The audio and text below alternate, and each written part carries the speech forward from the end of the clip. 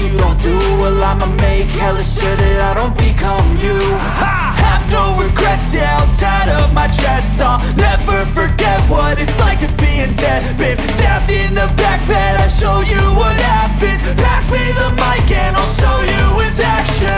I feel this pain, you already know. Turn that to gains, let my money show. I've got these things that I can't let go. Watch me turn this life into something that you can never own. I feel this pain, you already know. Turn that to gains, let my money show. I've got these things that I can't let go. Watch me turn this life into something that you can never own. So fight and die for the things you know you love. Do what you think is right and see life do what you want. So fight and die for the things you know you love. Do what you think is right and see life do what you want. So give me all the scars, I'm a human being. Cover them with tattoos so you can't see. Knew it from the start, you had problems with me and the things I could be, I just wish I had seen. I feel this pain, you already know.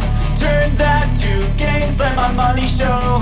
I've got these things that I can't let go. Watch me turn this life into something that you could never own. I feel this pain, you already know. Turn that to gains, let my money show. I've got these things that I can't let go. Watch me turn this life into something that you can never own. So fight and die for the things you know you love. Do what you think is right and see life do what you want. So fight and die for the things you know you love. Do what you think is right and see life do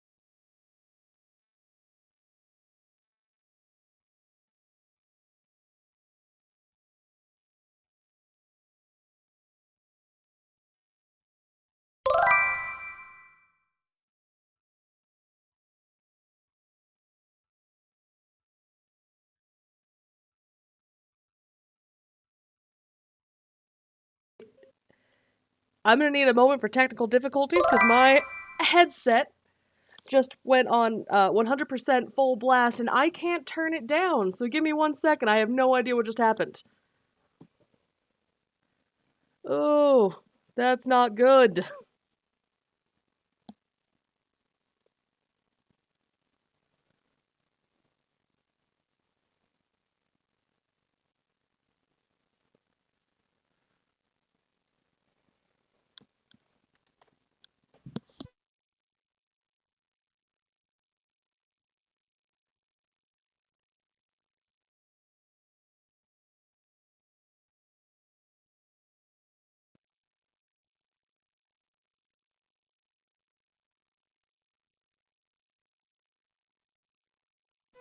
Okay. Alright, that was weird. That was weird. I don't know what was going on there, but... Oh boy. Alright. So, yes, we are playing Cooking Companions today. So sorry about that intro. It tried to blow my ears out in the beginning. So, Cooking Companions... Twice. We're gonna put it like there. Is a visual novel horror game. Thank you, Dragon. I need the caffeine. Indefinitely I need the caffeine today. Oh boy. I don't know where...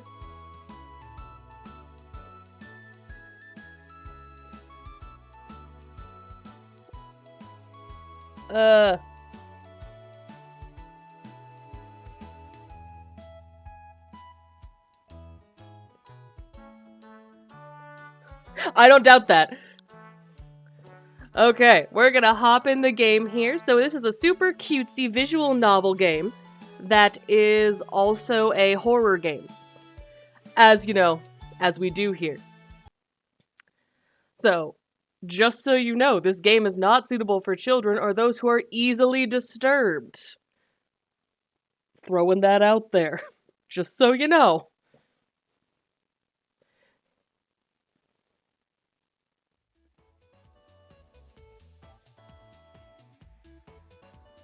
Why are you angry and mad and tired and hungry? Why are you gonna go away?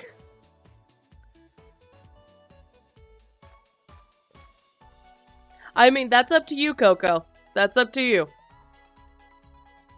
Gregor, that walk was brutal, but this cabin is amazing. Full kitchen, running water. It really has everything. Finally, a place I can read a good book in peace. I can't wait to... Achoo! I'm sorry, everyone. It must be the dust. Get those allergies under control, Mariah. I don't think you see... I think there's like one scene in this game where you see blood, like whatsoever. Technically. So, get those allergies under control, Mariah. Don't worry, guys. With a little elbow grease, I'm sure we can make this cabin shine. So are you volunteering to clean, Gregor? No. Not many supplies here. Guess we'll have to go out and get what we need. There's a fireplace for making stew, so let's gather some firewood, okay? Leave that to me, little guy. I'll tidy up around the cabin. Need to save Mariah. No! This is Patrick! I'm not a Krusty Krab. Thank you for the no, this is Patrick hammer. I'll tidy up around the cabin. Need to save Mariah from dying due to this dust. Hey! Allergies are nothing to joke about, Karen. It's going pretty good, Hammer. How are you? She's not dead yet, Pipsqueak. Calm down. Thanks, Anatoly.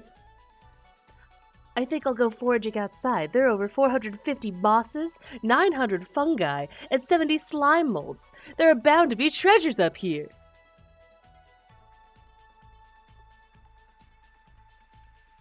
Let's see. That's understandable, Coco. I would be pretty upset if no one was messaging that one. Or no one was considering your grandma's situation. Okay, not a problem, Death Pilot. I appreciate you stopping by. I really do appreciate it. Roughing it is fun. Anatoly knows so much about edible foods. We're in good hands. I think the slime mounds will be the most delicious. Most certainly not. What about the fungi? Do you even know which ones are poisonous, Anatoly? Bruh. Thank you for the bruh. Hammer. Do you even know which ones are poisonous, Anatoly? I could figure that out. You can be the canary in the coal mine, Anatoly. I'm not ending up a corpse here. Slimes, for reals. Don't you love tasty foraged slime mounds? Eek! Thank you for treating Bon Bon, Coco. Eek! Keep both eyes open, little guy. Plenty of wolves and brown bears around. They won't be a problem. I read up on 10 different techniques to incapacitate them. Taste like Mom used to make. What's that, Death Pilot? Number 1 is Anatoly! Oh yeah. Sorry, Mariah. Got carried away again. I'll help Anatoly look for food. I'm definitely better at warding off wild animals. If we come up empty-handed, we can always eat some of the food we brought. You mean the emergency rations? Oh, thank you for the posture check, Dragon. You just want to eat, go to bed, and see Foxy. I don't know if Foxy will be in today, but I hope she is. Who is ordering vegan food at KFC?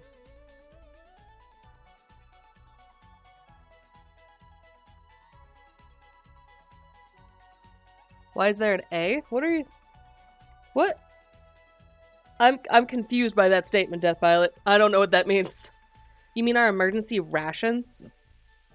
Bad idea, chump.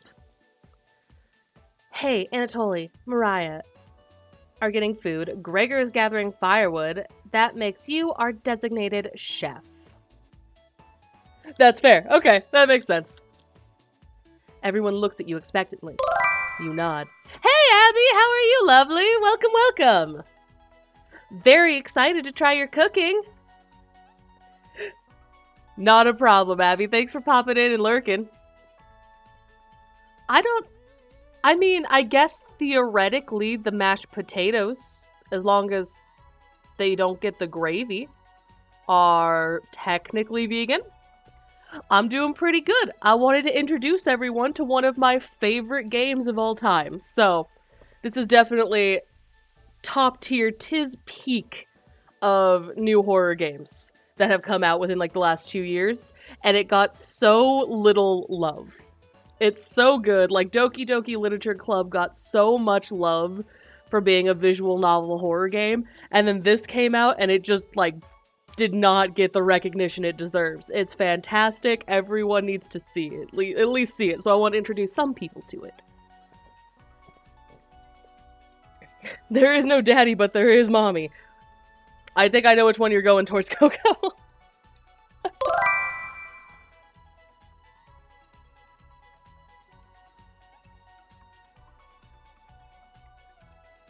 Alrighty. Very excited to try your cooking. Alright, everyone. Let's get to work while we still have sunlight. Later.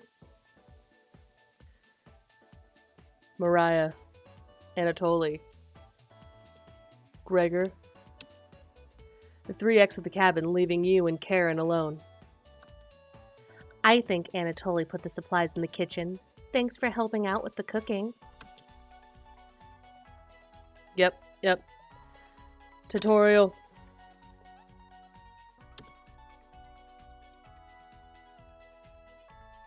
Alright, pilot, have fun. Have the English. Have fun playing with your friend. Do you have any experience making meals? Of course, probably not. I'm extremely lazy. Say nothing. You know what? I want to be the strong, silent type. If you're a mute, you can tell me now. Technically, if I was a mute, no, I could not tell you now. That's kind of what being mute is. Are you a mute? No. Just messing with you. Let me know if you need any help chopping anything. I'm great with a knife. Foreshadowing. You think you impressed Karen. You're pretty sure she'll remember that. Ah, there we go. We're growing that relationship.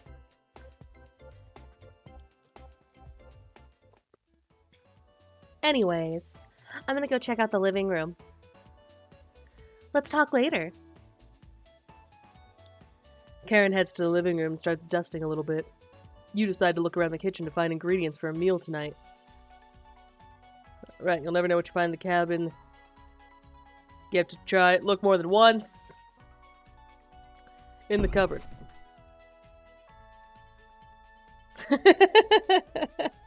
That's fair, Coco. I do that too. First few cupboards are empty. I totally must put the supplies somewhere else. The cupboards again. Check the cupboards again. Just some mouse turds and cobwebs. No, we're checking again. Check the cupboards under the sink. You found a dead mouse. This would be a great gift to give Karen. You have the dead mouse to your inventory. Let's check the cupboards one more time. Put the dead mouse back in the cupboard. Karen's not ready for the dead mouse yet. One more time. You notice the letter L engraved on the left side of the cupboard. What a fitting gravestone for the mouse! One more time. Okay. Is that gonna be... Okay, so that's the end of that. Behind the wood pile. There's nothing but cobwebs back there. Thankfully, no spiders. Look at the wood logs closer. This is just a pile of Norway spruce! Norway spruce won't burn as hot as logs from an oak tree. These would be useless during a snowfall. You reconsider your views on Norway spruce. It's less dense and won't fill the cabin with a heavy smell. Supplies aren't anywhere near here. Alright, there we go. You check the drawer on the left. Norway spruce! It's a nice tree. It's a nice tree. Hey, Talbot! How are you? Welcome, welcome! It's going pretty good. Just some dirty knives. Check again. Check the drawer above the mouse hole. Some kind of mold is growing in this one. Maybe Karen will find this appetizing? Surviving? Fair. Okay, well, thank you for checking, Alec. Greatly appreciate it. Maybe Karen will find this appetizing? Check the drawer above the woodpile. Something is making it difficult to open. You pull it open with all your might. Whee! Cabbage! It's cabbage time! Chompettes, sound off. Onion! Never fear, onions here. Like my cousin Cornbread says, I will rise to the occasion. Raspberry! Always merry raspberry. Oh, yeah? Potato. Cabbage stuffed me into this drawer. I'm pretty sure this counts as kidnapping. We're the Chompettes. Why talk with those boring humans? Yes, All they have to give you is drama. Come chat with us instead, and we'll share valuable recipes you can cook. We'll share our secret Chompette recipes. Collect them all to become a 5-star chef.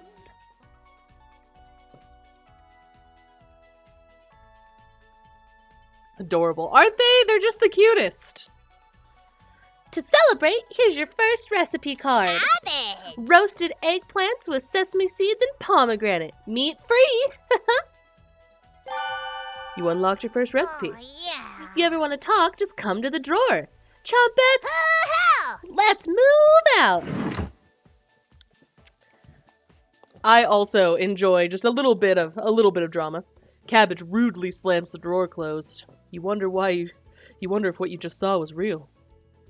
Doesn't it though? Hi Omen, welcome. And yes, that sounds amazing. I think like unironically, I think you get the recipe cards and the instructions to do it as you get them in the game. So you can make the recipes from the game. You're slightly worried about what this means for your mental state. But only slightly. Hey, did you find the supplies? You shake your head. Anatoly lied. He actually put them in the bedroom. Idiot. Here you go. You got the emergency supplies. Karen leaves you alone. You start a fire with some wood and get back to cooking dinner. Of course, Norway spruce. Tonight's entree, vegetable stew. In a large saucepan over medium heat, you heat some water with potatoes, carrots, and celery in it. Isn't it true, though, Talbot? Same, it's like, is that real? I don't have the mental capabilities to deal with whether this is real or not, so I'm just going to ignore it. It's like when you see something out of the corner of your eye and you're like, am I going crazy or is it ghosts? Yeah, it's fine. It's fine either way.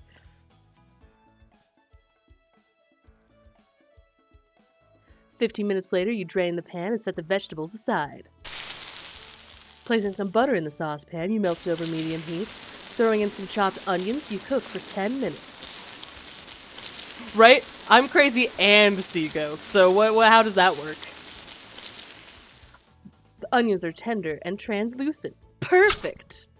Next, mix in some flour, salt, pepper, heavy cream into the saucepan, adding the vegetables to the mixture. Hours pass. Look at that! Look how pretty it is! We're back! More firewood than you could ever need! Even though you had a bunch of Norwegian spruce, which is a nice tree. I wonder why. I found some wired sorrel. Maybe tomorrow we can get a bigger bounty. Anatoly buried the lead. I saw a red deer. Mariah spotted it.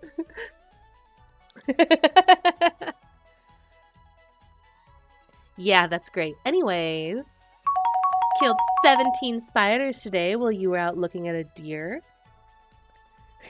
Thank you for playing with Bon Bon. Oh, he's spinning.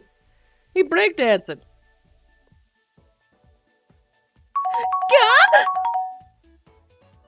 Hey, you got a drowsy, Coco. That should come as no surprise. There are over 160 species of spiders here. 116? Don't worry, Mariah. I'm sure they were all in the bathroom or something. No. Almost all of them were near the couch. Yeah! I was gonna sleep on the couch.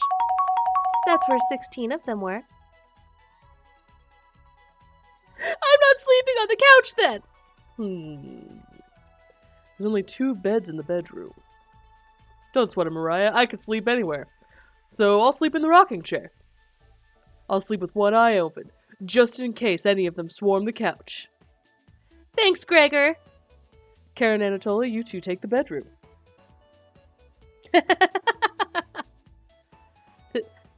Thanks, big guy. Joke's on you, Gregor. I always planned on taking one of the beds. Hey, Anatoly, I snore louder than a lumberyard. Ugh. Sweet dreams, chump. It's not moaning. It's accurately reading the messages. It was a squeal, if you will. You turn back to the bubbling vegetable stew and take a bite. Ta-da! This tastes pretty good. You cooked vegetable stew.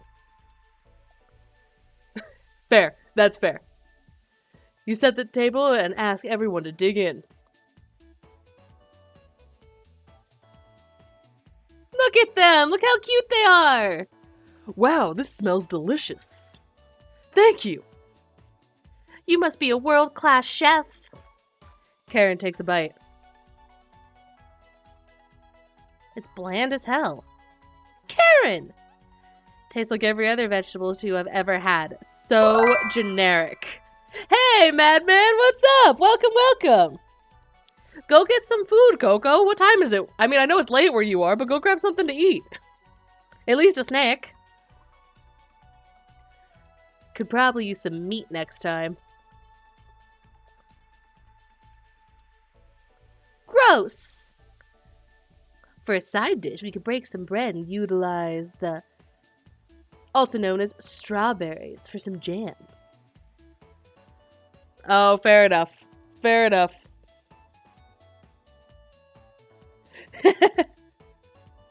I think this game might be cause for everyone to take a snack break. That's fair, Coco. I see why you can't go get any. Because look, it looks so good. And they're all just eating and having strawberry and jam. It's delicious. I have strawberries. I have like a lot of strawberries. Nobody cares, Pipsqueak.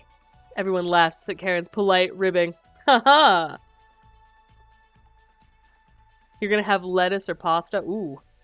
Nice foods indeed. Nothing makes you happier than cooking a great meal for friends. I hear sushi's fantastic. I'm super allergic to fish, but like, it looks really good. It looks incredibly good. Join the club, Omen. Go grab a cup of coffee. Very carefully. Yeah, fish allergy runs in my family, and it's not just... ooh, out of creamer. Yeah, that's fair. Do you have milk? If you do like milk and some hot chocolate powder in it, it makes a pretty decent mocha. It's not the best, but it does make a good way to get caffeine in the system. But Coco, yeah, fish allergy runs in my family. And it's not just like seafood or shellfish. It is all things that live in water. And we've been trying to figure out if possibly it is either that we're extremely sensitive to mercury, which is in a lot of fish, or if it's the iodine in fish that we're allergic to. Since it's not just like one specific type, it's like anything that lived in the water. Sans seaweed. I can do seaweed, but that's like the only thing that lives in the water that I can eat. So, the more you know. It's right. It's true, Omen. It's not the same. This could very well be the best day you ever had. You go to bed stuffed.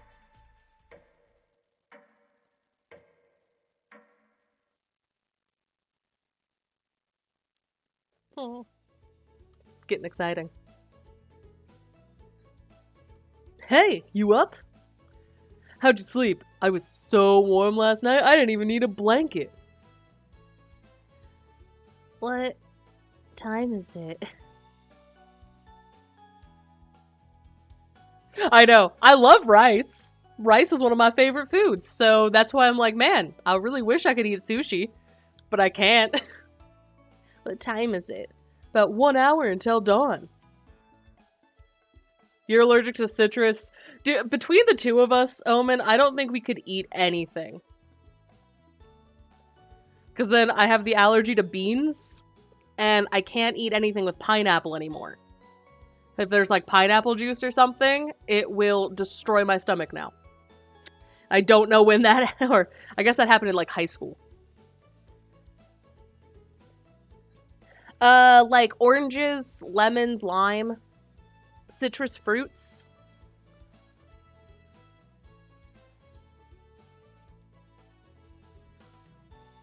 Will you two pipe down? I'm trying to sleep over here. Oh. Gregor, the birds outside aren't making noise yet. Nook! How are you, lovely. Welcome, welcome, welcome. I love citrus fruit, so I feel real bad for Omen. We didn't bring many supplies, remember? Better get a head start on gathering food. How are you, Nook? I honestly haven't seen the trees outside. I honestly can't see the trees outside right now. That is fair. I don't work tonight. I have an extra day off because we were supposed to be camping for like the next week and that got called off. So I took like just an extra day off. I could take a nap. I could cry. I'm so happy. I could just take a risk-free, no having to get up for work nap. Do the nap. I'm gonna cry. Oh, that's so exciting. Go eat food, Coco. Heck yeah, go get the food.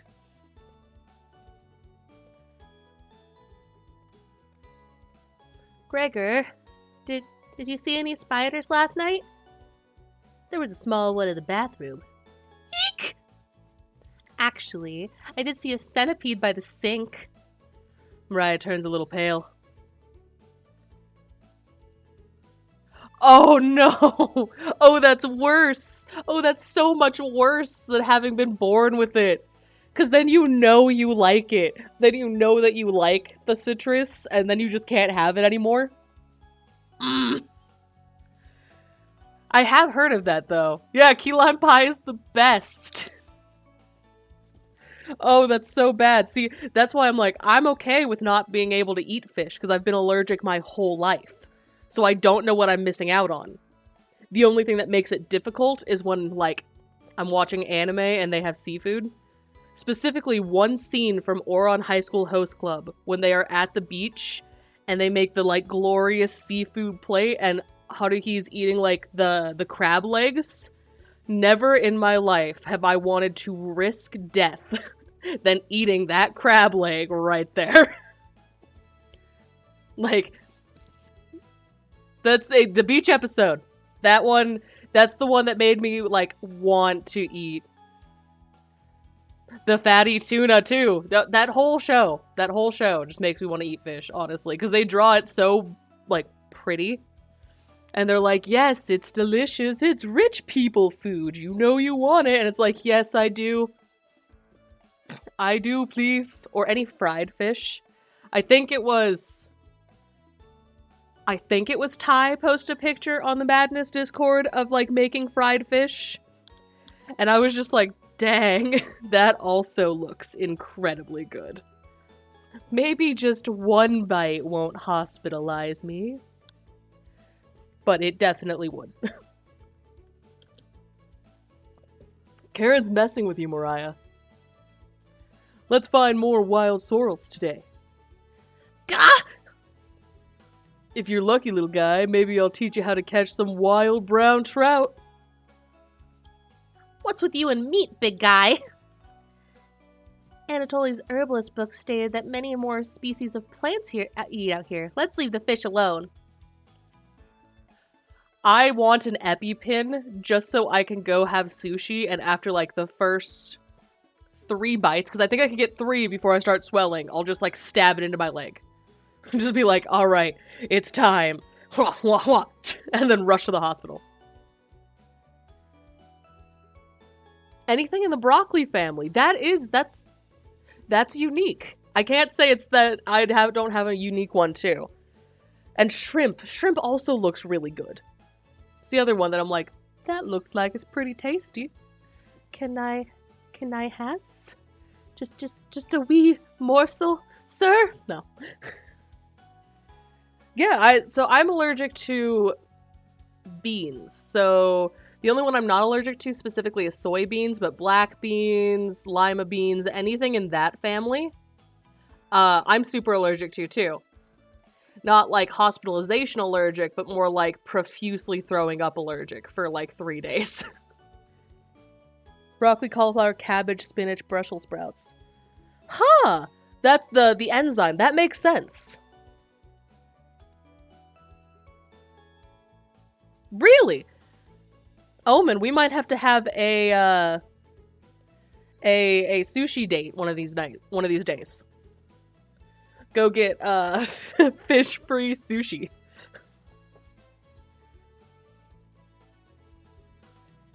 Sushi! You know I'm not into meat. That's a shame. I'd wake up early to go fishing. Cheer up, Karen. We'll get to observe the trout at the very least. Maybe we'll even see more red deer today. That sounds like a waste of time, Gregor. Maybe we'll find some blackthorn berries? Blackthorn berries. That's a weird space there, or lack of space there. I love blackthorn berries. Ooh, that sounds really good. All right. Let's see. What are you doing today, Omen? Because I am free after stream. If you just want to like come kidnap me, we can go like have a girls' day or something. We can bring the little one too. Doesn't it? Oh, I love green tea. There's something that hits just right because it's the taste. Green tea, plain green tea. That's fair. I have the money, I just don't have the car. I would take y'all out, but I don't have a car. The taste of green tea gives me the same feelings that a crisp autumn day does. Because I think the tea smells like wet leaves on the ground. But in like the good way.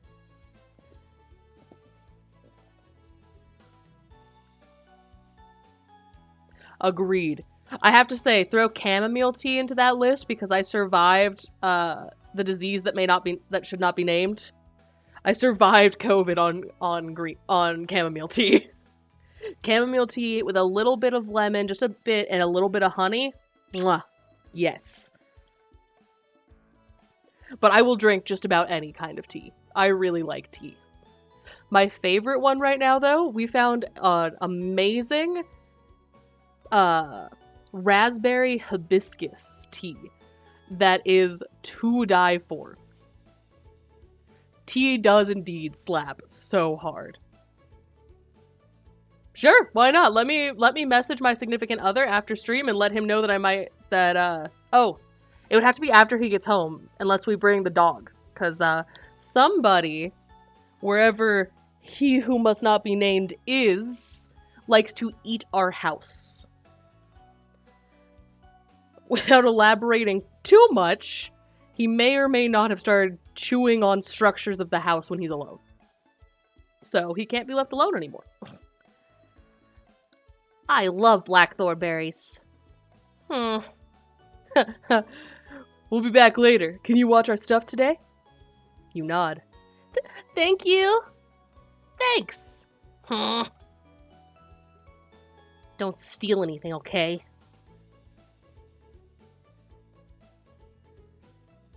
Let's see. They should be getting home at like 4 today.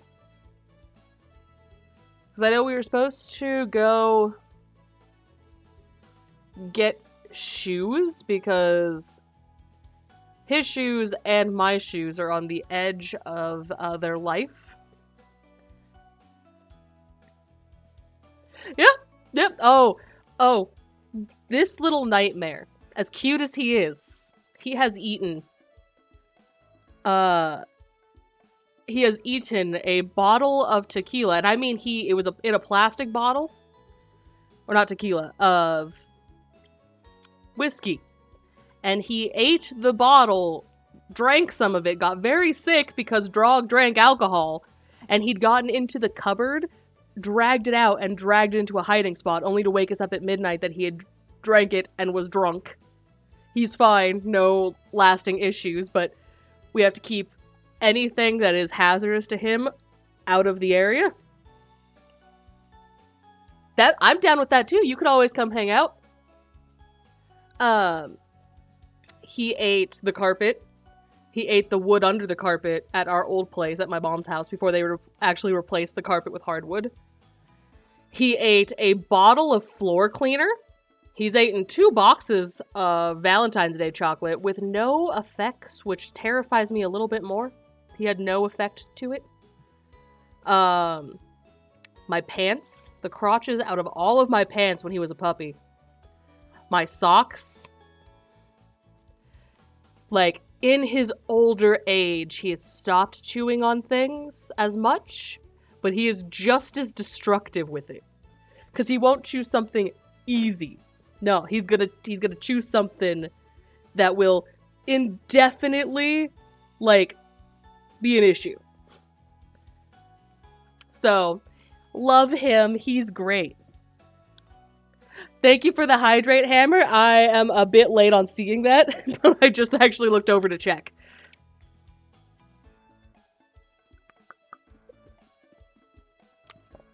We're gonna do a big hydrate on that because it's getting warm already. Mariah, Anatoly, Gregor, and Karen leave the cabin with a hop in their step. You're alone, but thankfully you have a drawer full of chompettes to keep you company. Okay, so we only get one choice of which room to explore. What do you want to check out today? So talk with the chompettes, check in the bathroom, check in the bedroom, check in the bathroom, or go to the basement. I will say, we can't go into the basement, so I'm going to cross that one out, because I know we can't do that. Vote in the chat. What should we do? Talk to the talking vegetables? Explore the bedroom? Look in the bathroom? Cast your votes now. Let's see. Well, I caffeinate a wee bit.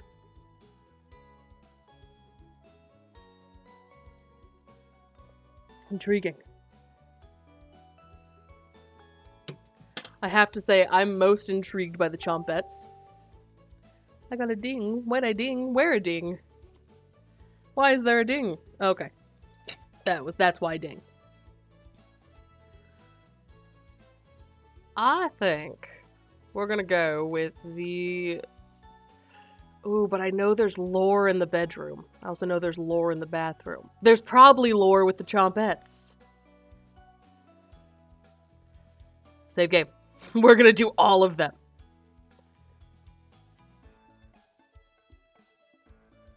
We'll start with the chompettes, because that seems like the easiest one. Hello! Hello! There is lore everywhere. Again, this game is criminally underplayed. It's so good. You almost crapped yourself. The other chompettes are somewhere in the basement. So it's just us today. How about some fun cabbage facts? You shake your head. Great! Cabbage. Cabbage has 24 calories and 100 grams, a great source of vitamin K and C. Purple cabbage has even more vitamin C than green cabbage. Maybe you should ask Anatoly why that is when he gets back. Globally, Russians eat the most cabbage. Pretty cool, right? I should have been a scholar instead of a world-class comedian. Same. Unlocked another recipe. Sweet. Since you've been so patient today, I'll give you the chompette's secret recipe for Lebanese style tabbouleh. Tabbouleh. I'm butchering that. Not your normal meal, but I think you'll enjoy it. You're not sure. Okay, go to the menu. Check the gallery. Oh, yeah. Well, my work here is done. Chompets! Mosey out! Can you put me in the drawer? I want to surprise the others later. You're extremely relieved that Cabbage has stopped talking. Well, we're gonna save here, so this one here is the chompette. Do you wanna... no. So. Load game. We're gonna go... We didn't finish here, but... You shut the door as per her request. You look over the supplies and start planning your next meal. Alright, now. Now we go back. Stop talking. Everyone stop talking. I don't want any of you. We're gonna go back. We're gonna check the bedroom. You're a star, dragon. You're a star. Everyone's a star. That's interesting. Karen and Anatoly kept this room pretty clean. Only one of them made their bed. Betting it's Anatoly. Who still makes their bed? You look underneath one of them. You found some extra emergency supplies! That's important. You decide to look through them to start planning your next meal. Okay. Nope, nobody talk. Nobody talk to me. Load game.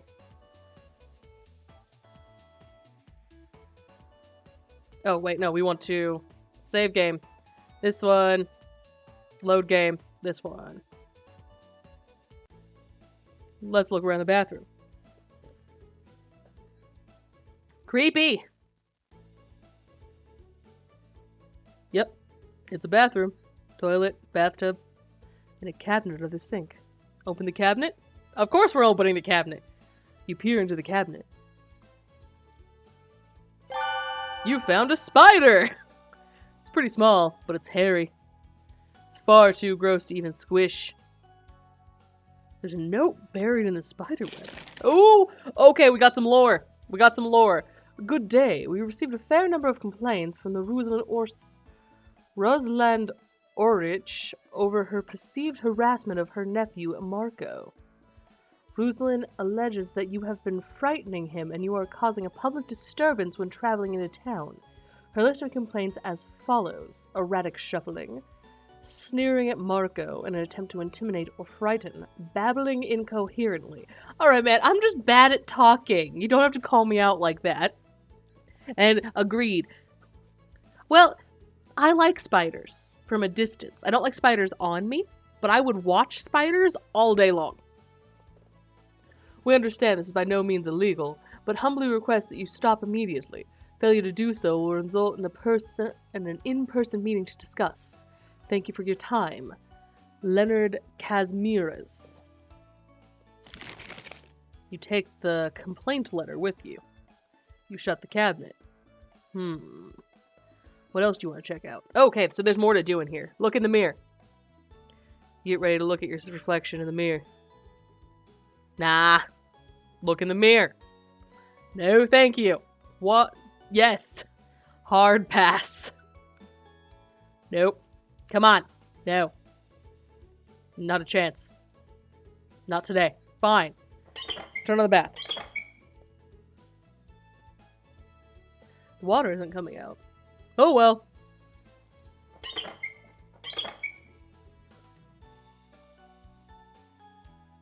The water isn't coming out. Oh well. Alright. Inspect black markings. Doesn't look like black mold. Must be residue from mold liquids. The others should be coming back any minute now. You leave the bathroom to go greet them.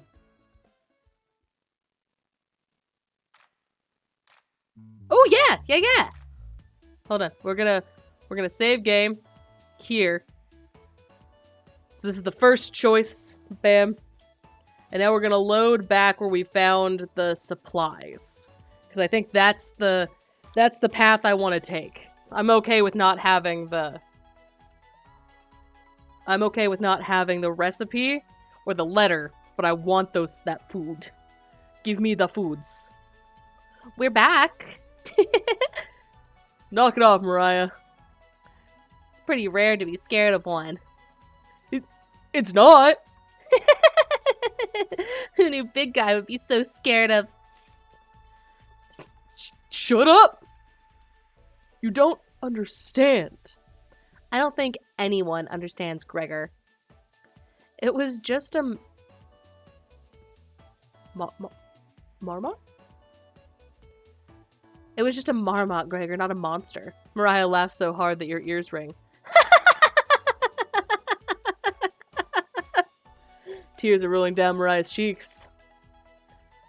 She's laughing so hard that she's about to hyperventilate. Stop Mariah from hyperventilating? Absolutely not. One less mouth to feed, right? You don't get it! It's pretty personal. Then please explain, big guy. Gregor looks incredibly uncomfortable. Let's leave him alone. We found some raspberries and elderberries near the cabin. Quite a selection of berries. We also found more wild sorrel. Is this going to be enough for a good meal? Everyone looks at you for an answer. You decide to do an inventory of all the ingredients. It takes you a while, but you decide on your specialty. Cabbage rolls. Sorry, Talvin, you can't have this one. First, bring a large pot of water to a boil. Let the cabbage leaves boil for about 2 minutes and then drain the pot into the sink. In a medium mixing bowl, you combine cooked rice, egg, onion, and egg, salt and pepper, along with tomato sauce. Just on this one, you won't be the only one to starve. We'll all starve eventually. Along with some tomato sauce. You use your hands to mix thoroughly and decide to wash your hands after. It won't come off. Dividing the rice mixture evenly between the cabbage leaves, you then roll them up and tie a string around them so they stay in one piece. You place the cabbage rolls in a large skillet over medium heat, pouring the rest of the tomato mixture on top. Covering it, you bring it to a boil. Sounds really good. You reduce the heat to a low and let the cabbage rolls simmer for about 40 minutes, being sure to baste them with liquid. I don't like them just watching me. Ooh, look at that. That does look pretty good. You cooked cabbage rolls. Mariah looks optimistic. Karen looks skeptical.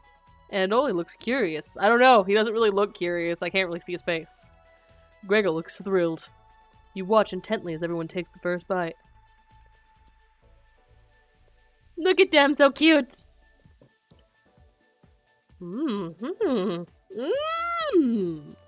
That's pretty darn good. Wow, I could eat a whole batch myself. I think the vegetable stew tastes better, but I'm loving how tender the cabbage is. The sauce is pretty red. Do you use fresh tomatoes for it? It really adds to it. Spoon some liquid on top of it. You'll thank me later. Incredible! This is definitely growing on me. Thanks again for cooking. This really was something special. Everyone leaves the dishes behind for you to do. Rude, if I cook, one of you should do the dishes. Not happening. You settle in and go to bed. Everyone goes to bed full. Tomorrow will be another great day.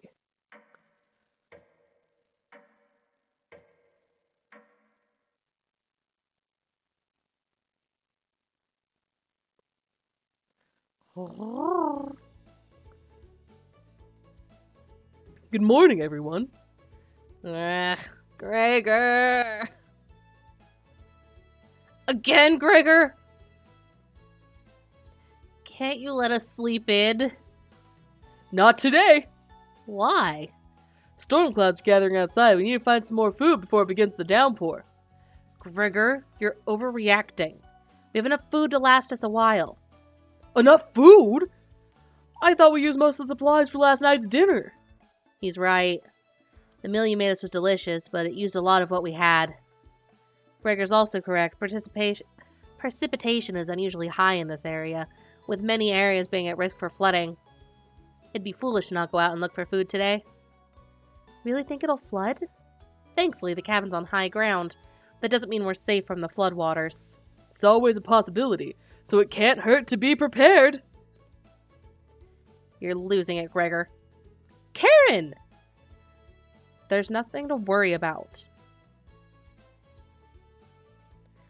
I think Gregor's right, Karen. Huh? It wouldn't hurt to be prepared for the worst. I think she's right, Karen. Failure to prepare, prepare to fail. Anatoly, let's go out and prepare for the storm. Foraging should be a key priority today. There are plenty of edible foods, and it has been a bit odd trying to hunt. It has better odds than trying to hunt. Give me a few minutes and I'll plot our route on some paper. Let me help, little guy. Anatoly and Gregor head off to the bedroom to consult the map. Mariah and Karen are still hanging around. Tutorial. Unfortunately in life, you can't make everyone happy.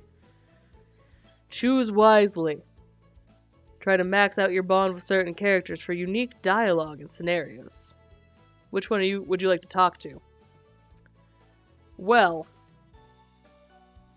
I think we have to go with Karen, because we've already started down that path. They give us a free heart with Karen. So, Karen. Hey. This paper nailed to the wall looks pretty ancient. What were the old days like? Not sure what you mean. Extremely brutal. Not as bad as times like these. I'm not sure what you mean. Never mind. You must enjoy these antiques, huh? You bore Karen with a brief yet dull description of items lying around. Cool. I'll tell, the others later. Karen looks disturbed by your comments. You hear a loud laugh from the other room. No! Gregor is blushing slightly. Hey, can you cook something while we're out? You nod. Thank you! Alright everyone, we have our route now, let's beat those rain clouds! The group leaves, determined as ever. You have the cabin all to yourself. Hate that! What's that noise? It sounds like it's coming from the kitchen. Huh? Radio? What's going on with the radio? You didn't even notice that on the ground when you walked in. Did someone leave this radio here? It looks newer than anything you've seen before. It seems to be broken. Better hold on to this. You got a strange radio! Before you cook dinner, what should you check out? Alright, here's the second one. Save game. We're gonna go to page 2. Wait, save game. Page 2. We're gonna save here.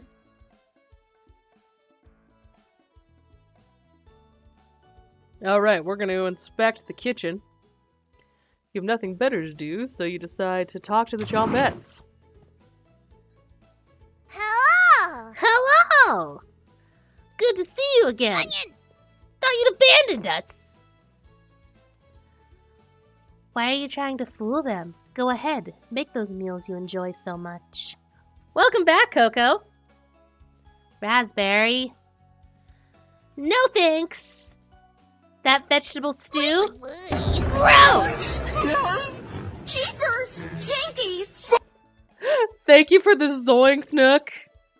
And you had a plate of pasta? Ooh, pasta is yummy. I love pasta. You already stunk up the cabin last night. Spare us a repeat. Pasta with bologna. That is exactly correct. They look like zoinks. Cabbage! Onion! It almost smelled as bad as you, stinky. Nom nom nom nom nom. So Zoinks is what Shaggy says in Scooby-Doo when he gets freaked out. He goes Zoinks and then runs away. But they all have their own catchphrases. Like Shaggy says Zoinks. Velma says Jinkies. I can't remember the rest right now because I haven't had a cup of coffee fully today, and I don't know why I haven't been drinking more of this. Boy. Almost. Yeah, Fred's the only one who doesn't, which I like to think specifically at the end where he's about to scream fuck is Fred. Jeepers! Daphne. Yeah, Jeepers. Ruh-roh. Scoobies. Pats! Pats for Pan-Pan. For Bon-Bon. Almost. Aren't you gonna give them the recipe, Onion? Boy. I guess. Hey, ever notice those 4 humans don't give you any recipes? Have a great day, Nook. Bye. The new generation of Scooby-Doo. Do you mean in the Velma, like that one, the one that they did the remake? remake. I haven't seen it because it breaks my heart just a little bit. And I heard it's not great, so I haven't watched it yet. I might break down and watch it eventually, but I have not yet. Bye! No, it's definitely not kid appropriate. Yeah, I know that Daphne and Velma were gay in that. Like, I think they end up together in it, but yeah, that's not the part that makes me not want to watch it. It's everything else about it that makes me not want to watch it. Ever notice how the 4 humans don't give you any recipes? Boy, Those monsters! That's why you should spend more time with us. boy. Right? Of course. I have the perfect recipe for you today. It'll make the kitchen smell nice afterwards, and it will impress dinner guests. Brioche? Broish? English.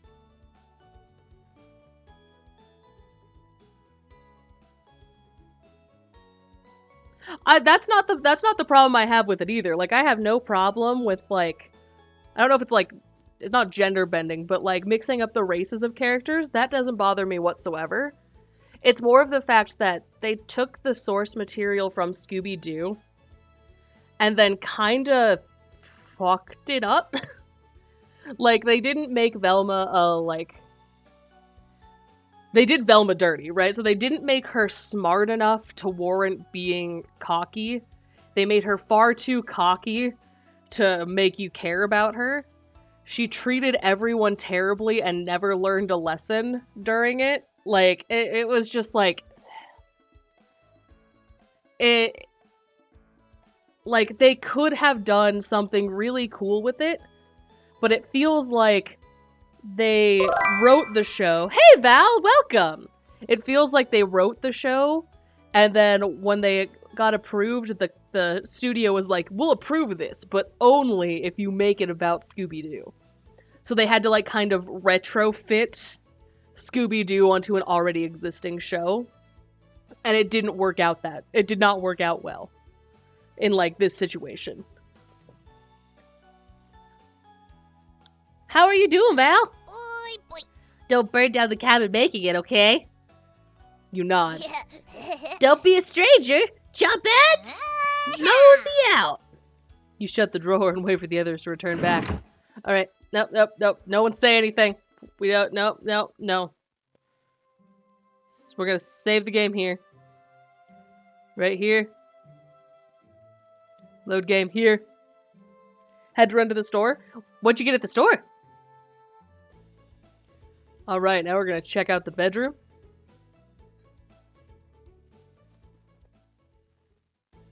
Poor Anatoly. Karen's snoring is so loud she even wakes you up sometimes. Anatoly must be running on fumes. Would he have the courage to wake her up, though? Probably not. You wait around for the others to return. Oh, that's all that gets me? Mariah's back early today. Oh, okay. Okay. Hey. The others are still looking for food outside. Anatoly found some more berries. But nothing that will feed us all. Please don't tell the others.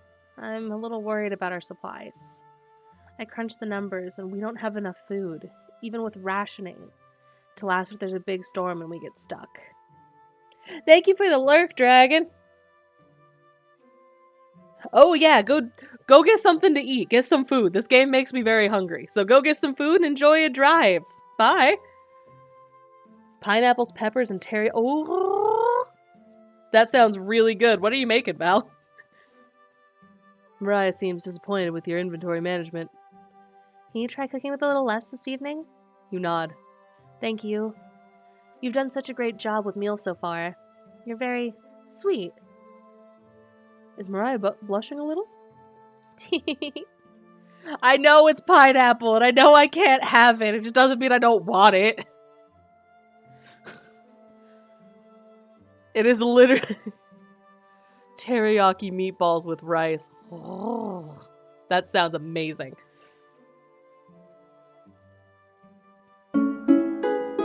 Mariah will remember that.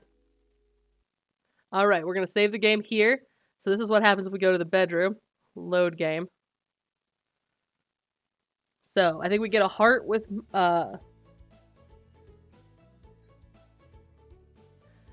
I also love pineapple. The only reason I can't eat pineapple anymore is because in high school, it was,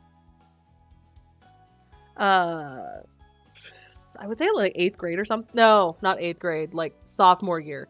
Sophomore year or something, I severely like fucked up my knee. I have really bad knee issues as it is. Like I have fun bone problems and joint issues and basically everything you can have wrong with your skeletal structure and ligaments, I have wrong with mine.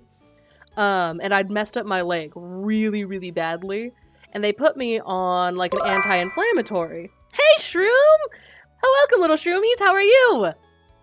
They put me on an anti-inflammatory medication that you're only supposed to be on max like 2 weeks. And even then it starts to cause issues for your stomach. Well, they prescribed it to me for a month. And it started to like cause the inner layer of my stomach to just fall off. Like it destroyed it. And so now I can't eat very acidic foods. And pineapple is the worst of it. We're doing great. We're glad to have ya. Did you end up making that lemon raspberry bread?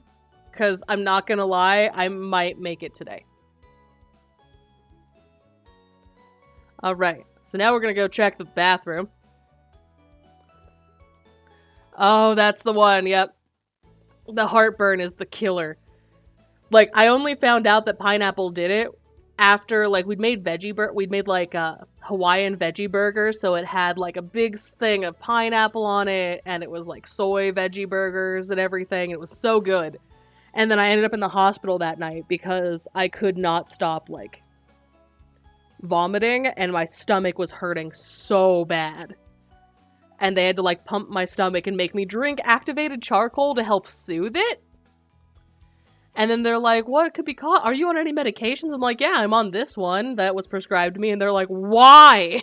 How long have you been on this? I'm like, I don't know, like a month. They told me to take it until it was gone. And that it should make my leg feel better. And they're like, no! No, you shouldn't! So, that's how I found that out. It was awful.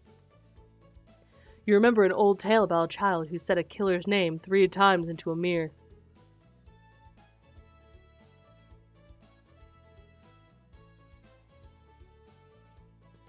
But you can't remember how it ended. You're too frightened to even try it. You leave the bathroom a little more scared than when you entered. So this is a game called Cooking Companions. It is a visual novel style game where a visual novel style horror game. It is a spooky, scary game where, without spoiling too much, you have to try and ration your food to survive. Tis indeed spoopy. Okay. Hey. The others are still looking for food outside, and I totally found some more berries. Nothing that could feed us all. Please don't tell the others, but I'm a little worried about our supplies. I crunched the numbers, and we don't have enough food, even with rationing, to last a big storm if we get stuck here. Cook a little less this evening, you nod. Thank you. You've done such a great job with meal so far. Yep. As a prescription. So I because of that incident and what you're going through, Val, because the one that I was on was like an extra strength ibuprofen. It was like ibuprofen mixed with something else, and that's why it would like start doing what it did. I have a really hard time like taking medication that's prescribed to me. Like taking medication in general. Like I won't even take ibuprofen if I'm dying. Like if I have a headache so bad that I can't open my eyes, I would rather deal with that than take ibuprofen because of just I'm so traumatized of taking prescriptions now after that. Mariah will remember that. We get a heart. We get 1 heart. So Maybe you can teach me to cook sometime? You nod. Tylenol only, yeah. Oh! Shumi, I love your emotes. Are those the ones for your channel? Those are really cute! Looking forward to it. They're so cute. I love them. Did you draw them yourself? Hey, you could hold cooking classes here someday. Rudely interrupting a tender moment, the others burst into the cabin. Accurate. Really? They're so good! Oh, I love them, Shroomy. They're so good! And catnip tea. I have to go over to the bazaar eventually and restock on my herbs, because I am out of a lot of my specialized herbs. Don't be so down, everyone. We got tons of good berries. Is it good? That is my question. Like, yes, benefits, yes, but is it good? Jam is so bland without any sugar. Do you have any sugar? You shake your head sadly. Yikes. Turn that frown upside down, Karen. Who knows to what tomorrow will bring? I'm not smiling for you, Gregor. Eek! You missed out. The sunset was really tremendous on our way back. You can... Epic needs to stop. Right? I was just thinking the same thing. I'm like, I've been having such bad headaches lately. Like, Omen can attest to this. Oh, a minty taste? Huh. Remind me the next time I'm in town, in your town, to stop by the bazaar again. Because I know that they have it. I just haven't picked any up in a long time. I've never used it for tea, though. Alright.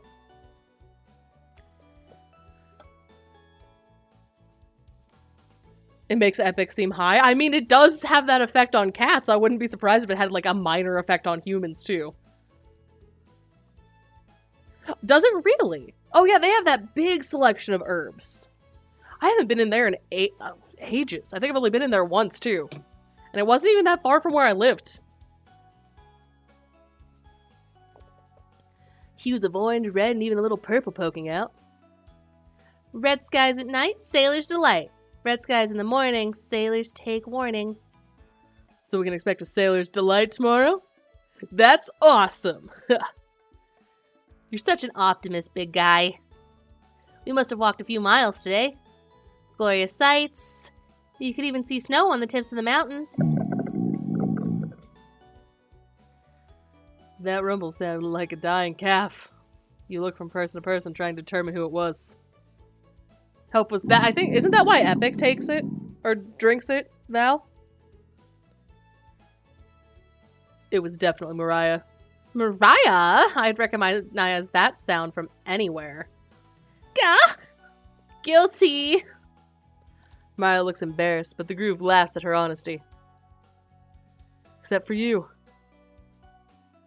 You search your mind for something to say. But all you can think of is an old riddle. Those who have it do not want it. Those who have it least succeed. Those who have it for too long perish. When you feed it, it gets smaller. What am I? Dust? Try again, big guy. Everyone is pondering the answer. Mariah's face lights up. I got it. Is it hunger? Correct. Yeah, I was gonna guess that. So, what's on the menu tonight, Jeff? That's fair. You should do it. I love going into Earth food stores. Like, anything that sells just, like, herbs in bulk like that, like Cornucopia does. I love those. Bread and jam. You crush the berries in a small mortar and pestle and spread it on some crusty bread.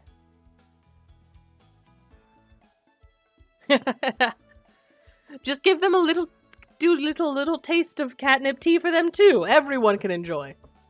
Bye, Coco. Have fun. Have a great day.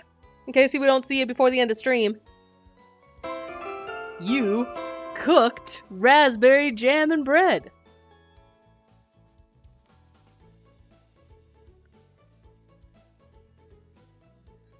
A great night. Yes, great night, Coco.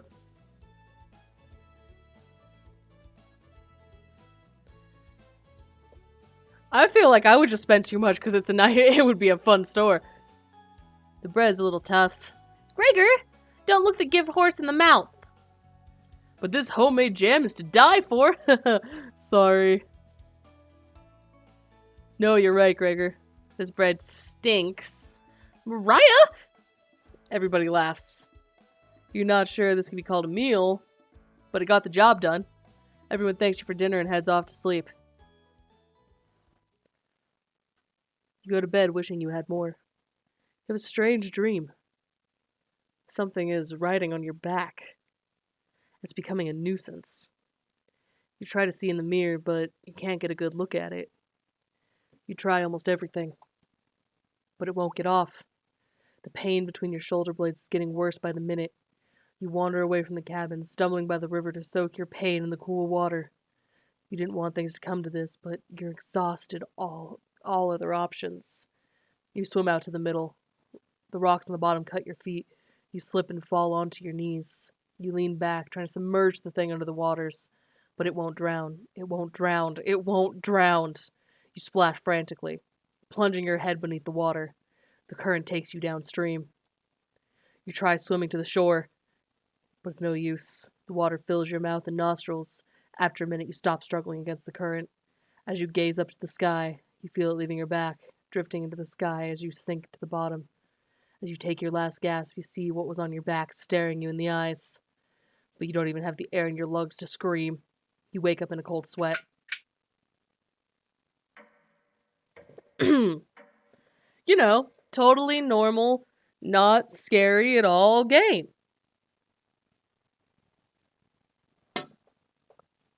Ah. Wake up! Sorry, you were making strange noises in your sleep. What's going on, Gregor? Nothing weird to see here. Keep moving. Did the lightning wake you up? It woke me up. Tried to fall back to sleep, but it's so loud. Ugh. Let's just get back to sleep and talk about this in the morning. Everyone nods in agreement and heads back to bed.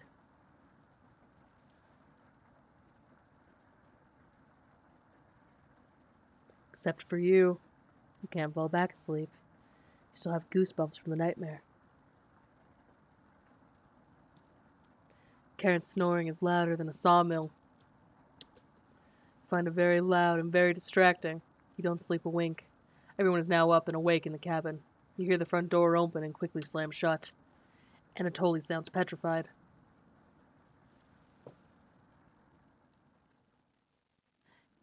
I looked out the door and we're completely surrounded by floodwaters. Looks like the sailor take warning was more appropriate for today. Maybe it'll clear up tomorrow? You can't steal big guy's optimism, Karen! Why the hell not? That's all he has going for him. Ugh. He's also good at chopping wood, though. Knock it off, you two. Raya, do you think it'll clear up tomorrow? I give it a 27% chance of clearing up tomorrow. Based on what? I was bored stiff, so I read one of the local precipitation levels for the last 20 years in the living room.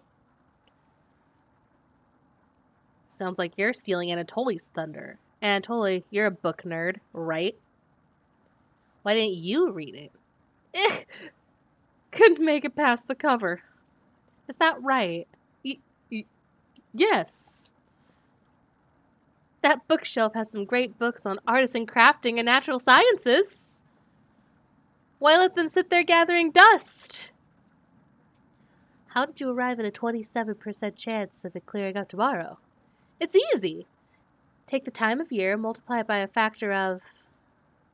Rye begins to explain meteorology to you. He isn't dumbing down any of this. It's similar to I'm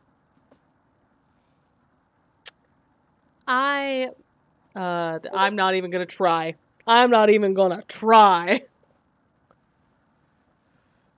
So the first thing you need to understand, minutes of exclamation feel like hours. You look over at Anatoly. He is listening intently to Mariah. So intently that he hasn't blinked yet. You can see his eyes drying up. A tear rolls down one of his cheeks. This is brutal to watch. Mariah finally wraps up her lecture. She ends with a bow. Nobody claps. I'll clap for you, Mariah. We need someone who was smart and did it. Tough crowd. Mariah, that was awe-inspiring. You lost me a few minutes in, but it's okay.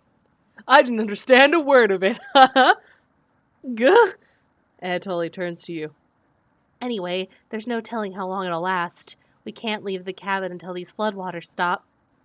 I know our food situation is a little tight, but I know you'll make the right decisions. I believe in you. Me too.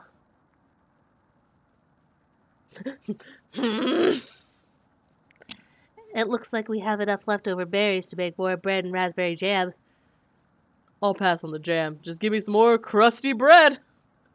Everyone laughs, except you. With everyone stranded in the cabin, you need to keep everyone fed and happy. You sneak out of the kitchen while everyone's still talking. Oof. Kitty butts. You get some crusty bread and get working on making some jam. With the kitchen to yourself, you decide to check in on the Chompettes. Hello! Hello! Don't worry, as leader of the Chompettes, I'll make sure none of the humans know about us. Onion! That big guy would try and eat me like an apple, so definitely don't tell him about us.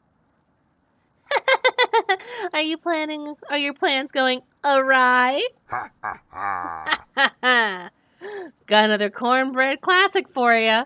Did you hear about the bread maker's bakery burning down? No? Her business is now toast. It's not the voice I expected for bread. Not gonna lie. That one's been done to death. You know how raspberry and milk were introduced? You tell her no. Raspberry, milk, shake! Yes, Chaos Crew. You let out an audible groan. Did cornbread teach you that one? Nope. Waste an entire day thinking about that terrible pun. Same. It was well worth the time and effort, Raspberry. Kiddo is sending stickers. Yay! Thank you for the stickers, kiddo. Maybe you'll win the annual Chompette comedian competition this year? Raspberry! Of course! Onion! Not while I'm here. I won't choke on this stage this year. Isn't that every year, bread? We still talk about that closing line, Bread. You're gonna do great this year. Anyway, don't even think of eating us if you're hungry. Chompettes stick together through thick and thin. Raspberry! Rain or shine. Feast and famine. Potato, I swear to God, repeat the line or we're locking you up again. Life or death. That's right! Chompettes, move out! So, they're not a viable food source. Apparently. Chompettes managed to somehow close the drawer on their own. You bring the crusty bread and jam to the living room. Huh. Karen interrupts you bringing the food. Took you long enough. Karen looks at the 2 slices of bread left in the mason jar of raspberry jam. There's mold on the last 2 slices of bread.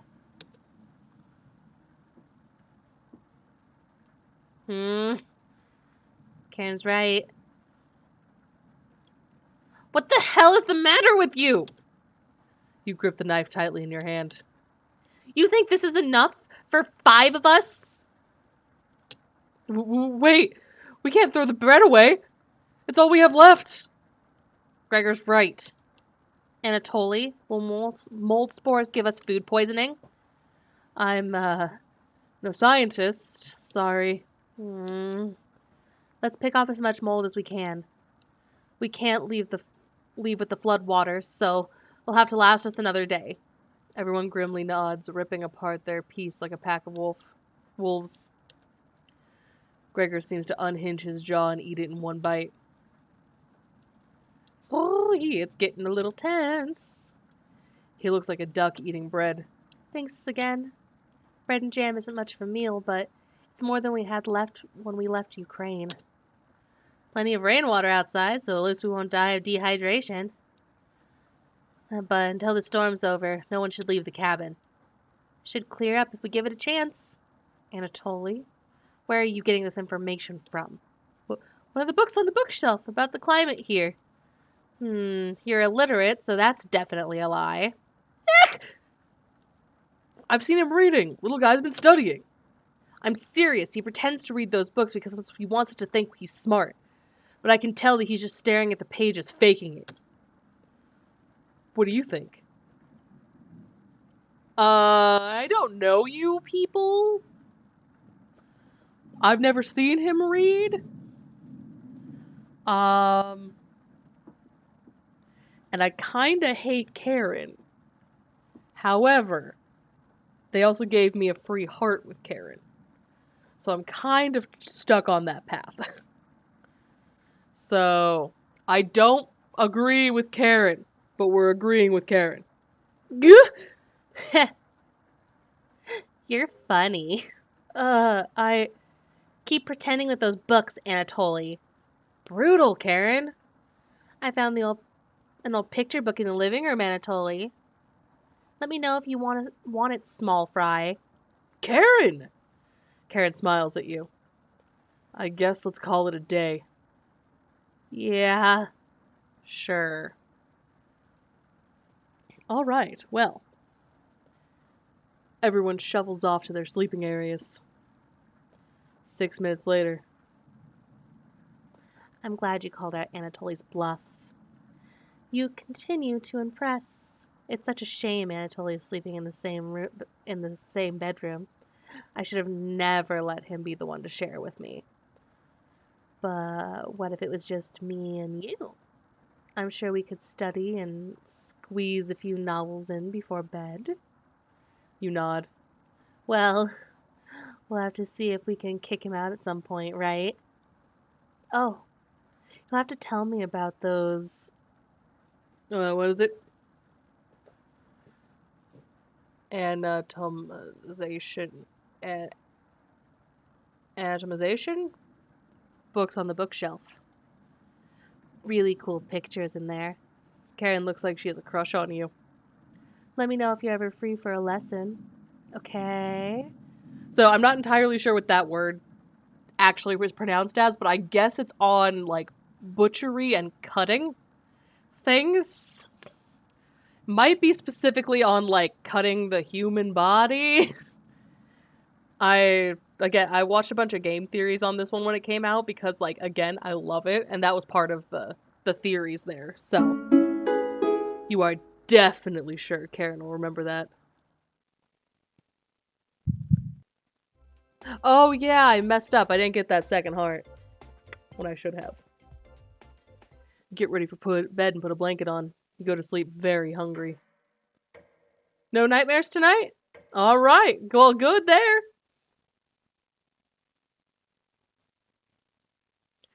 Oh, you don't dream the entire night, but you sleep through everyone waking up. And that's how fast a deer could run if startled. Whoa! Incredible! Impressive! Yawn. I wish we had a deer here, with the food getting lower. Let's just skip today's meal. No! It's only for one day. Various cultures and religions have practiced fasting through history. That doesn't make us feel any better, Anatoly.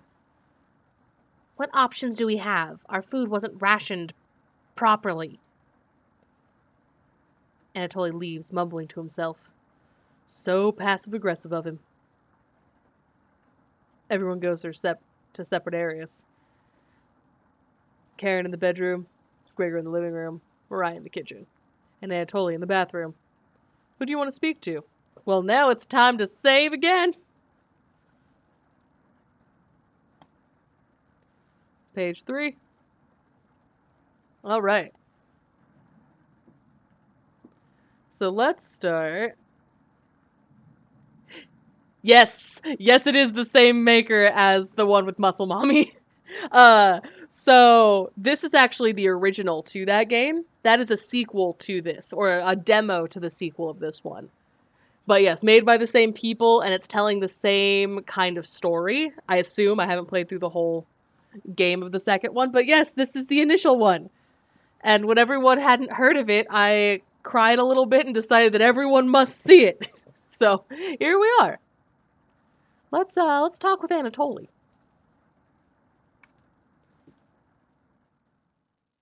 Eek! I'm done using the bathroom. Sorry. Must have been daydreaming.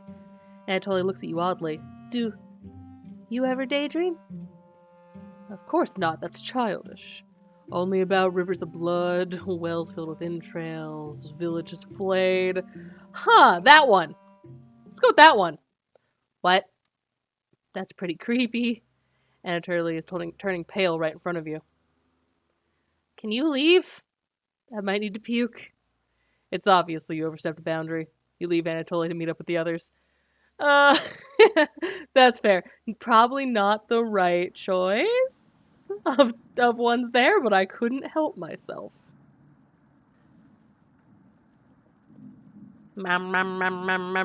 Yes.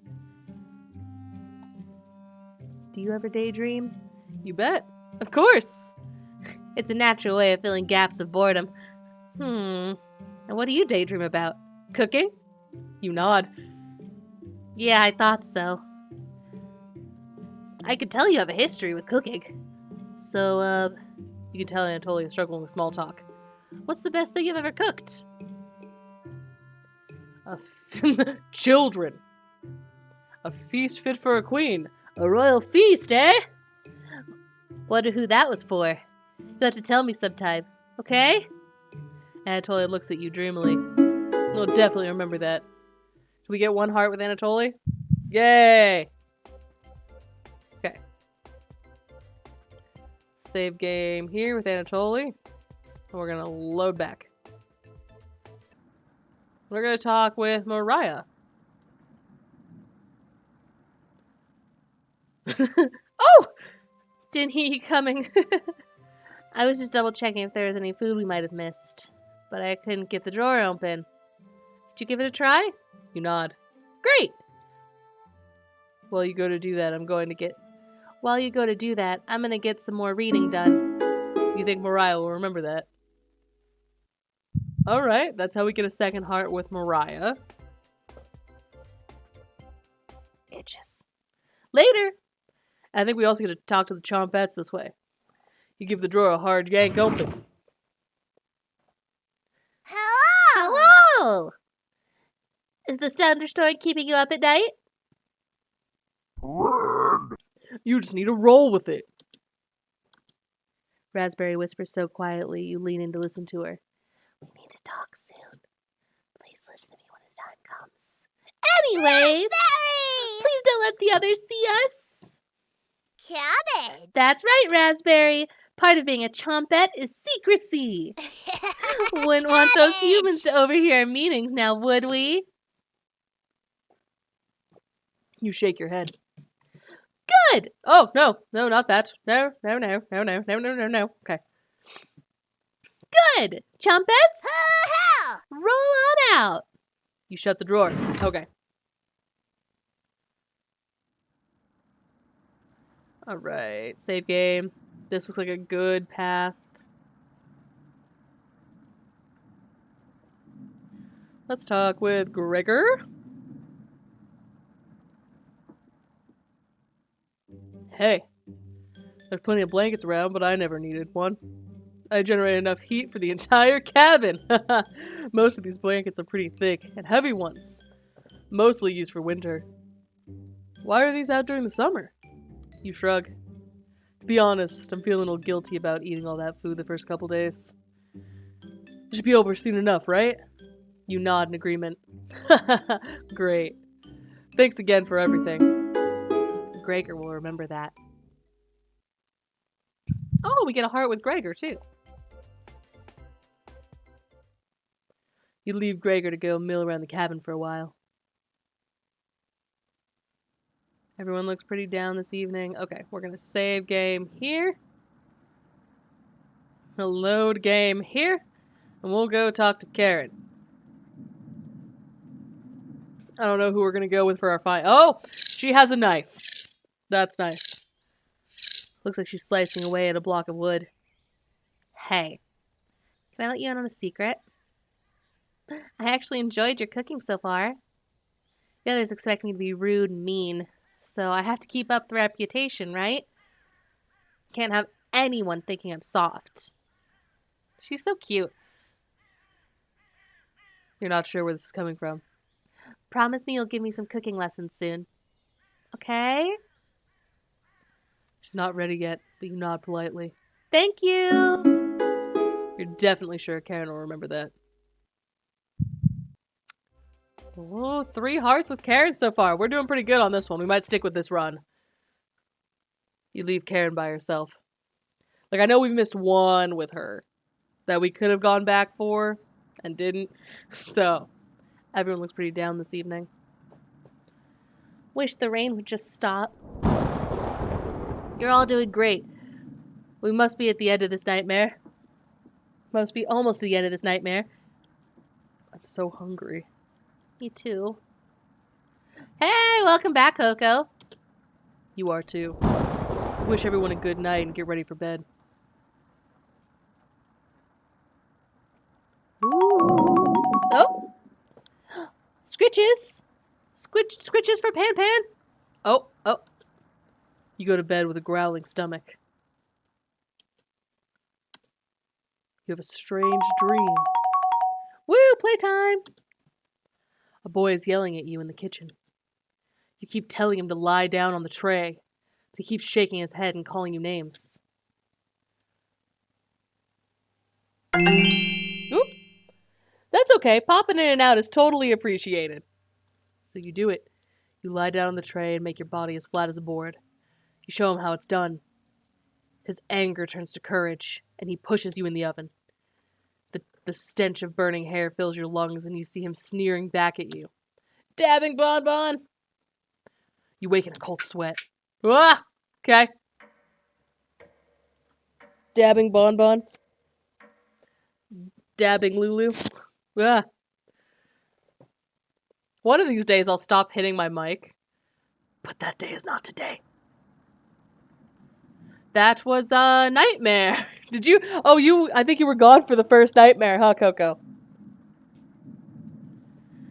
Everyone seemed to be sleeping later than normal.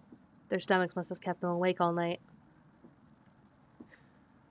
The rain is still pouring outside. You can barely make out the trees from the window. You hear a stirring of blankets, arms, and legs. Mariah looks petrified. I couldn't sleep. Anatoly has bags under his eyes. This storm is too loud. Karen looks out of it. The cabin was creaking so much last night.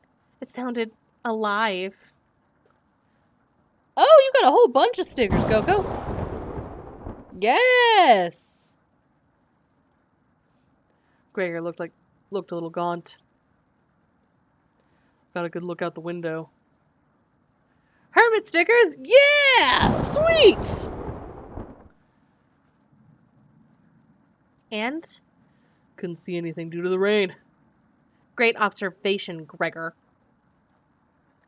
I was so hungry last night. I kept pacing around my bed. Karen turned to you. When is it going to end? I checked outside the door again. Floodwaters keep rising. Unfortunately, We're gonna need to stay put unless one of us wants to drown in the rainwater. Those are some stickers that you made, Coco? That's awesome! Welcome, Turtle! Welcome! How's your day going? Unfortunately, we're gonna need to stay put unless one of us wants to drown in the rainwater. As soon as the weather lets up, we'll be able to scavenge for supplies. How close is the nearest town? I love that Batman, Coco. Like, that is so great. I don't know. Didn't you have a map on you? I think I dropped it while we were running after Gregor. I'm sure we'll show up eventually. Little bat in the car. Ryan and I totally grow white as a sheet. How are we gonna find our way back out of here now? Vroom, vroom. Vroom, vroom. We'll have to ride out the storm. Let's see. That's how it starts. I hope your day's gotten better, though, Turtle. Capybara Batman zoom in his Batmobile. I love that. If nothing else, I hope we're able to at least make you laugh a little bit with this very not funny game. But at least a little bit of a laugh. Mariah looks at you. We're down to our last slice of bread. Capybara, pew pew pew! Yes. I don't know how much longer we can put off eating. It is a little bit funny. The group stares at you. It'll clear up in no time. Maybe you're right. The group looks worried. They all gravitate to an area. And a capybara and axolotl asleep? That's so cute! You can tell Gregor's putting on fake optimism and Mariah's having trouble. That's okay. We appreciate you stopping in. Which one of them will you speak to today? Speak with Mariah, speak with Gregor. We have a heart with Mariah, so we're gonna go talk to her, because we didn't keep the Gregor heart. Brr. It's cold as hell over here. I'm surprised Gregor isn't freezing to death at night. How does he do it? Explain to Raya how the size of a bird and the fat content determines how warm they are naturally. Yeah. I wish I was as big as Gregor. But to be honest, I don't need to be that tall to make a difference in the world. Do you know what he wanted to do for a career? Raya does her best Gregor impression. Split firewood and gaze at the stars. How boring is that? Depending on the person, but pretty boring. You're so funny. Thanks for coming in and chatting with me. Mariah blushes a little. You make it easier to pass the time. Thank you. Pretty sure Mariah will remember that.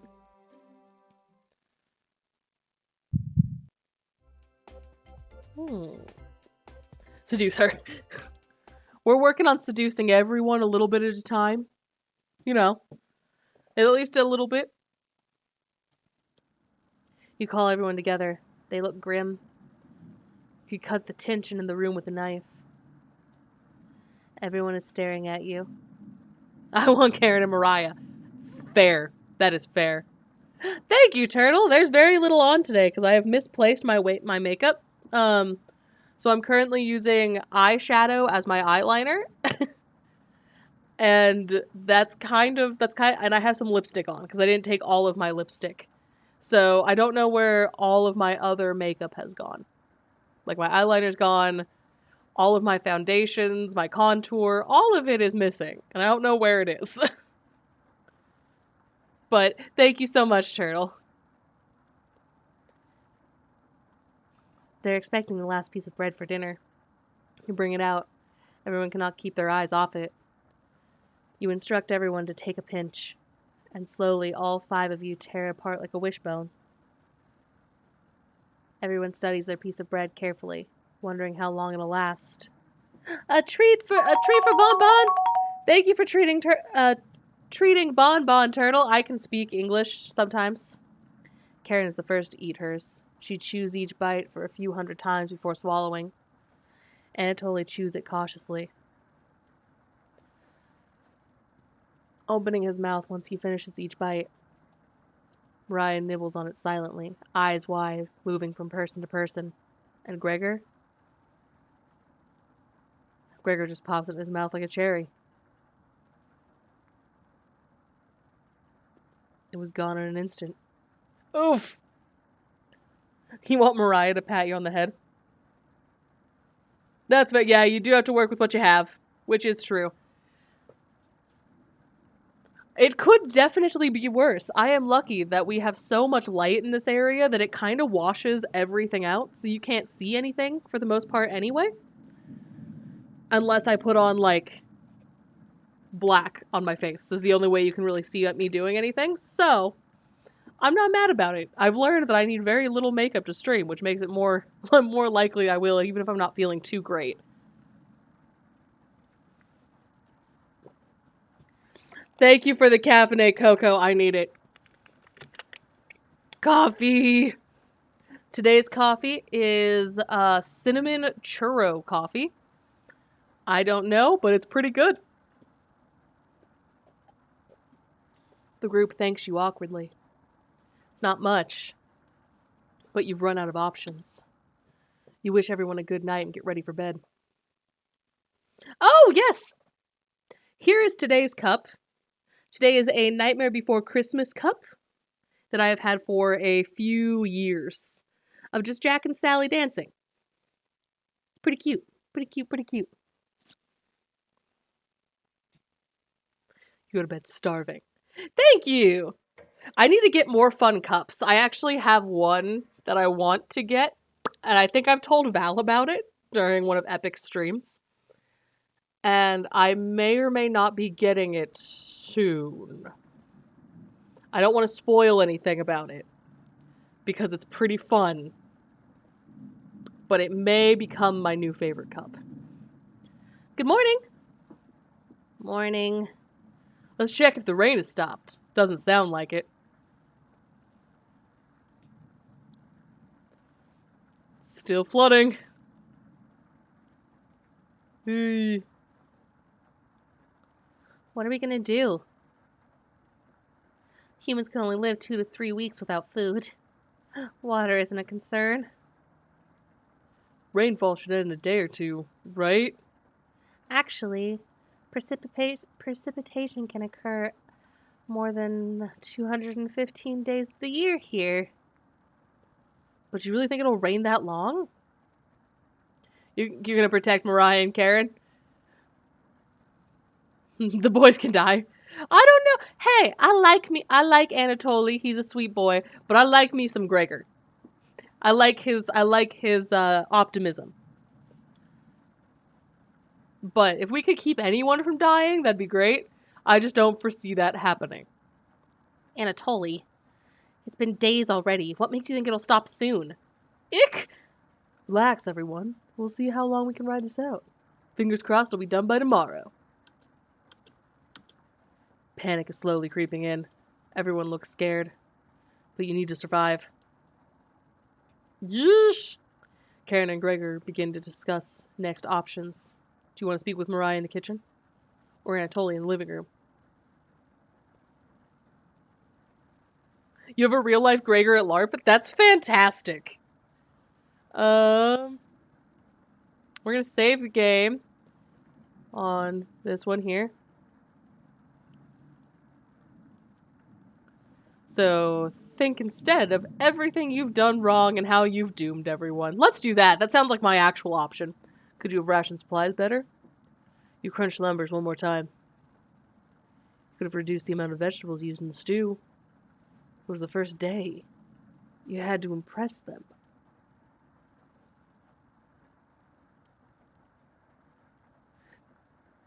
That's my favorite. I love that. All right, Turtle. Have a great day at work, and bye, Val. See you soon. You know, a big and muscle guy, but he's sweet and a real angel, blessed by God. That's how they work. That's how they work. I love big stuffed teddy bear guys. They are my favorite people. Have a great day. Was there anything you would have done differently? Probably not. Mariah, Anatoly, Gregor, Karen. I wonder if they're upset with you. Gregor calls the group over for a meeting. Okay, So that's the wallow in self-pity route. You know, the one that you do.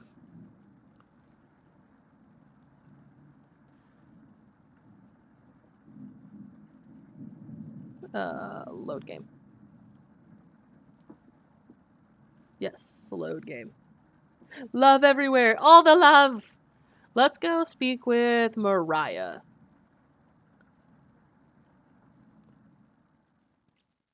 Hey, Mariah looks relieved to see you. Oh, okay. All right, there we go. how are you holding up? Not very good. Better question, how are you holding up? Not very good. It's very sweet of you to ask. Mariah's looking at you intently. She gets a little closer to you. I noticed you didn't use any meat when cooking. Usually I have to pick it out of foods when the others make. But you respected that. Thank you. Mariah looks at you with admiration. I need to speak with Gregor for a minute, but thanks again. You're definitely sure Mariah will remember that. Do we get another one? Oh! You decided to check the drawer again. Yes, let's talk to them chompets! Oh, it's just Potato. You asked Potato where the others are. They'll be back. They wanted to explore the labyrinth tunnels under the cabin. Surely you've seen the mouse holes, right? They're connected all over the cabin. They must have been some mouse that created them, or something worse. Anyways, I'm not going to sugarcoat this. Things are getting worse from here on out. You have a feeling Potato is telling the truth. You realize some drool is leaking out of your mouth. Disgusting. Don't even try to eat me. You just get deathly sick if you tried, and from the look of you, you need to retain all the water you can get. From rationing to cooking, you failed every common sense measure from basic survival this week. You knew something like this would happen, right? Never mind. With the floodwaters rising, no food now, I think it'd be a great time to go over some fundamentals of starvation with you. When experiencing starvation, there are 4 factors that will determine if you live or die. Age, height, weight, and your degree of activity or inactivity. You've been exceptionally lazy, so I'll think you'll survive a little longer than the others. The Harris-Benedict equation can help you figure out how many calories you need to supply to simply maintain your current weight. The equation produces a number called the basal metabolic rate, or BMR. Stay with me here. BMR equals 655 plus 4.38 times weight in pounds plus 4.7 times height in inches minus 4.7 times age in years. Got it? Fun fact. Let's try it on someone here. Mariah. Using the Harris-Benedict method, she looks like she's like 120 pounds, about 5 feet 5 inches tall. Why is she taller than me? I don't like that. I'm gonna mentally put her at 5'1" so that I can at least be taller than someone in this game. No one caught Goldine today. Sorry, Coco. About 20 years old? Crunching the numbers, I think she'd need about 1388 calories daily. That's being abnormally stationary. She'd have to lay in bed all day and night just eating, breathing, and using her brain. Not very common when you're starving to death. People tend to get up more. If she were being active, let's say swimming through floodwaters, we'd need to multiply that by 1.9. So now she needs 2,638 calories per day.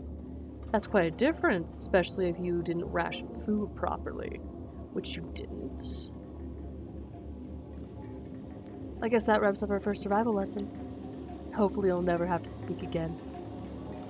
Okay? You shut the drawer and go over the numbers again. Oosh. You don't have any Pokeballs left? No! I don't think any of us can take this much longer. Gregor's voice starts to crack. I don't want to ask this, but it's time. One of us needs to go outside and search for food. Thank you for the hydrate, Coco. And the posture check. I need that as well. Everyone is silent. I'll go.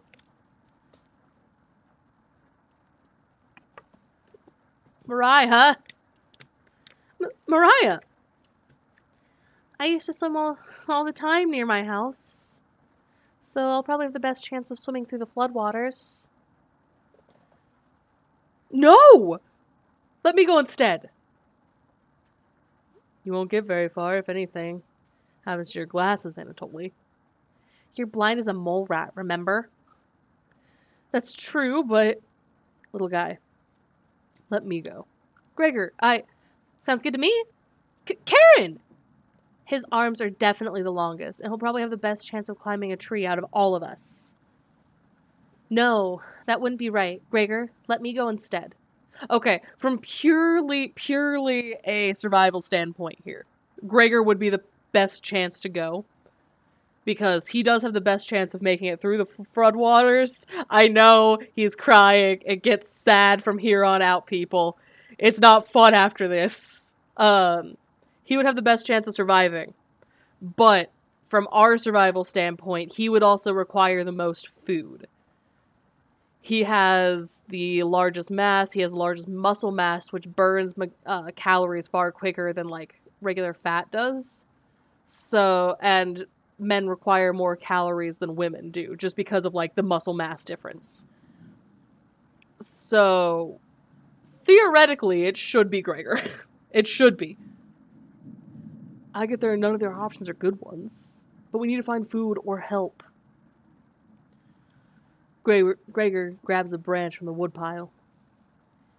He cuts into different measurements. Since we can't come to consensus, let's draw for it. We'll each pick one from my hand. And the shortest will go outside and search for food.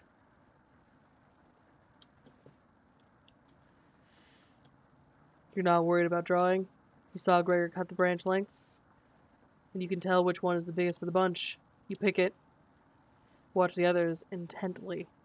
Will it be Gregor? Anatoly? Karen? Or will it be Looks like I've got the shortest. No! No! Mariah.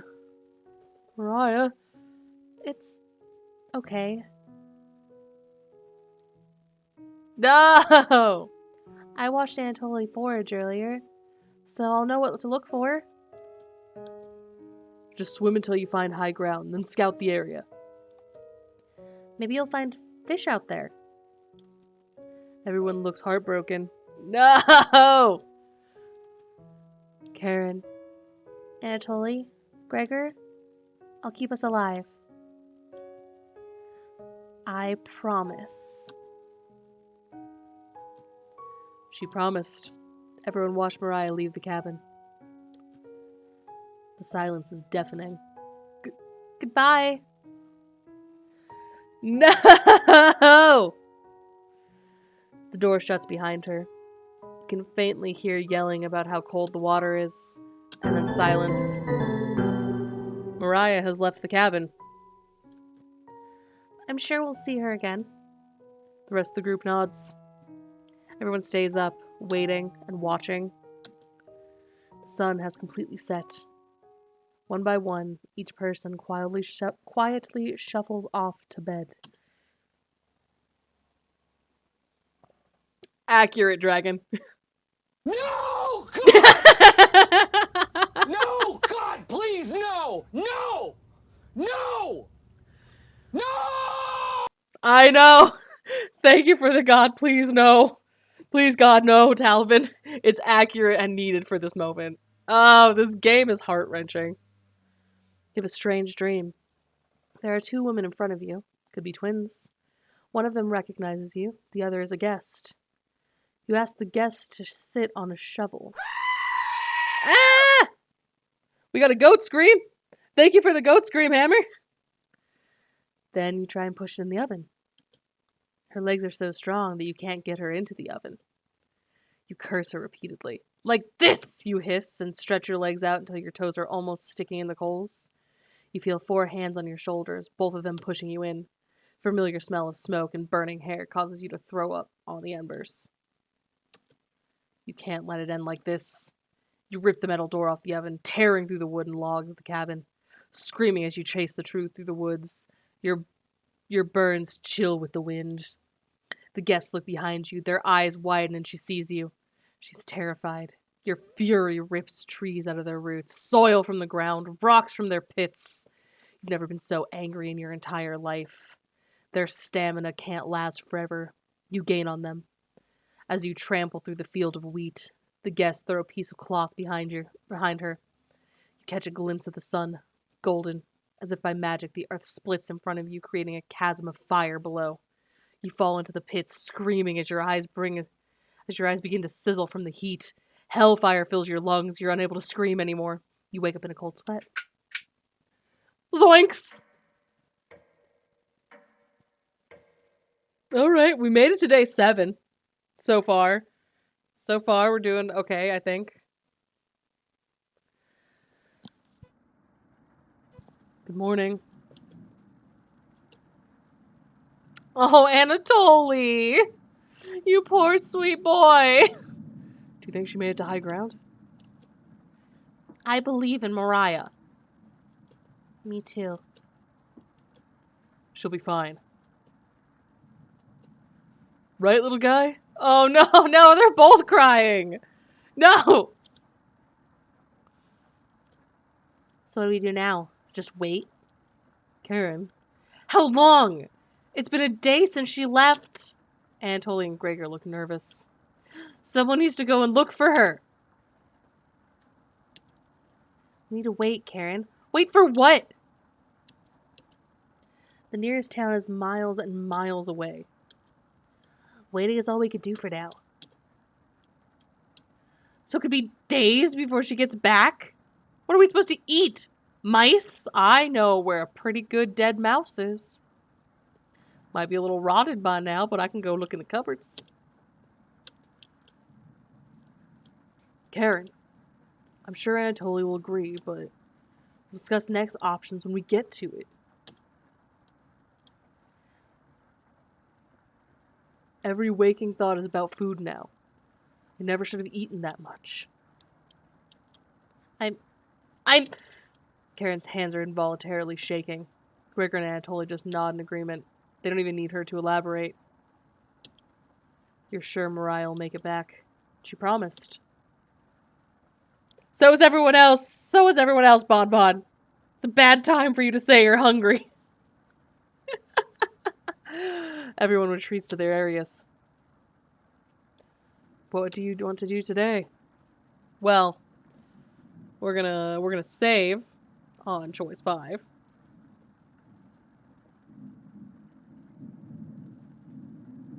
And yep. Let's go talk with Gregor. Gregor seems to be coping through knitting. Oh, look at him! Thanks for keeping everyone's spirits high. I know what Mariah would have wanted. Don't you think?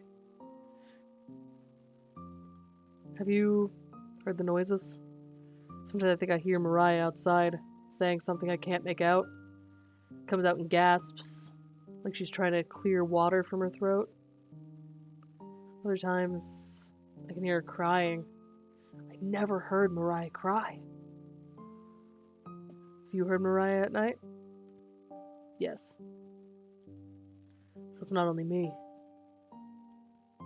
Let's keep this a secret between us, okay? I wouldn't want to frighten the others. You nod. Thanks. Gregor will remember that. Oh, Gregor.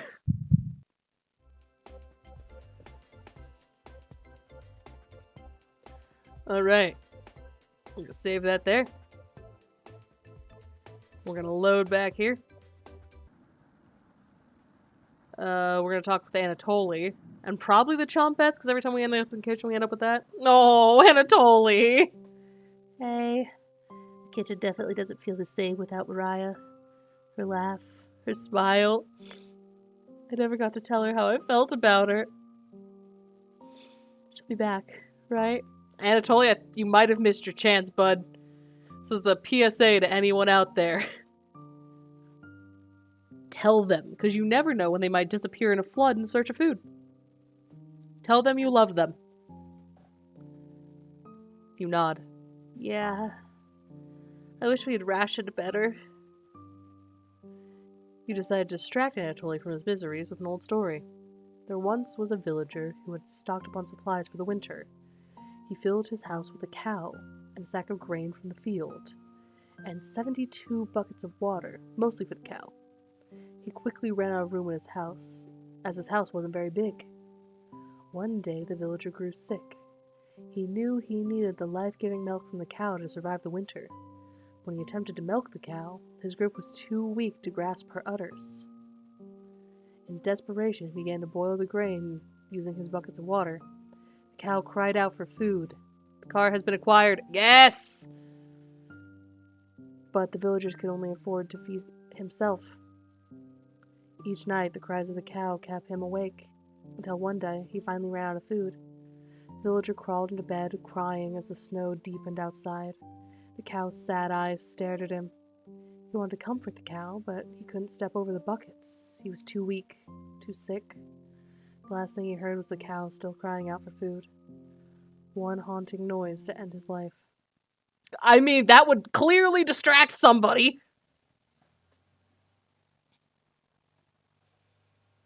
We might be on ads for a moment, so I'm gonna... Anatoly looked horrified with your story. You leave him alone in the kitchen. There we go, Anatoly. I hope you feel better. Bye. Oh, that was great. What a great way to make Anatoly feel better. Tell him about a cow slowly starving to death as a villager died in front of him. We're gonna talk to Karen now. Hey, you don't have to lie to me. I know Mariah's not coming back. I don't know where she came up with being the best swimmer. I guess the only one who would have known would be Anatoly. Hello, Shroomy, how are you?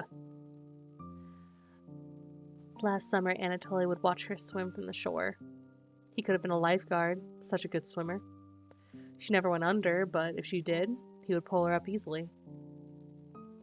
Why would she lie about something like that? Karen seems deep in thought. Maybe it's better to leave her alone. You close the door softly.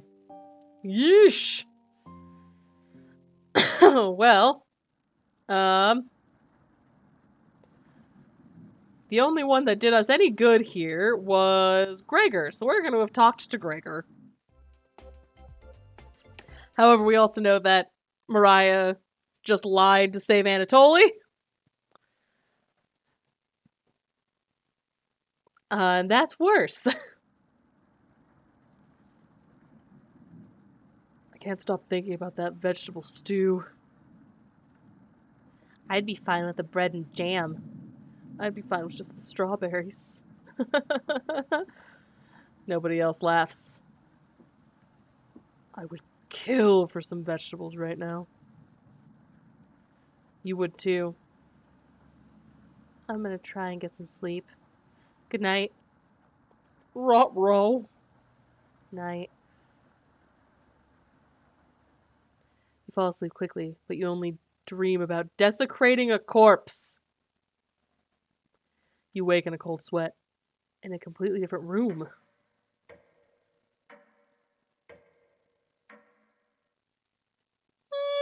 Okay. That was a long day. Wait, what? We're only on day 8? Good morning. Karen looks worse. Seems completely normal. Yes, it's completely normal to wake up in a cold sweat in a completely different room than when you went to sleep. Will you cook for the group today? There's no option but to cook. You take out a cutlet of meat and begin to cook it in the oven. You cooked meat. Where'd you get that? You ignore Karen's question. What's that smell? Gregor finally gets off the couch. Where did you... The three all look at you, salivating. You take the charred meat out of the oven, cutting it into small cutlets. He immediately grabs them off the plate, chewing furiously. You take a piece and immediately devour it. Do you have any more of this? Welcome back, Coco. You explain how the meat is stored securely, hidden, so you can ration it better this time. I understand. Thank you. Anatoly runs to the bathroom, puking in the toilet. You can hear him sobbing for a few minutes. Zoinks! This taste is...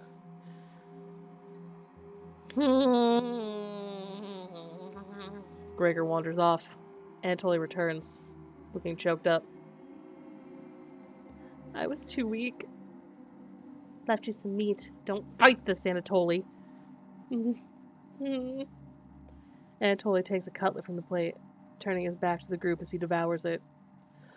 Oh! Coco, you were gone. Mariah left the cabin. She swam out to try and find food. It's been days. But we randomly discovered meat. After sleepwalking at night and waking up in a completely different room, suddenly we have meat. And it never tells you where it comes from. You never know. You can hear him crying. Finally, my focus is coming back. I know. I'm gonna go read some of those books. Keep them occupied, okay? Hey, pilot! Welcome! Welcome back. It's getting intense. Yep. Karen leaves you with the men. Who do you want to talk to? Here's the thing. I need to talk to Anatoly. We're gonna save right here since we don't have that many options right now. Mariah's dead. She might be meat that was just devoured by everyone in the cabin. You never know for sure, but meat randomly appeared when she's gone. So we're gonna talk to Anatoly first. You knock on the door first. Anatoly? You slowly open the door. Mostly because he is definitely struggling right now. Thanks for checking on me. You asked if he still feels sick. Not anymore. I think it was a mental thing. Yep. Please don't tell me where that meat came from. The less I know, the better. Anatoly! You nod. Thank you. You're sure Anatoly will remember this? Oh, no! Oh, no! We're gonna talk with Gregor now. Hey.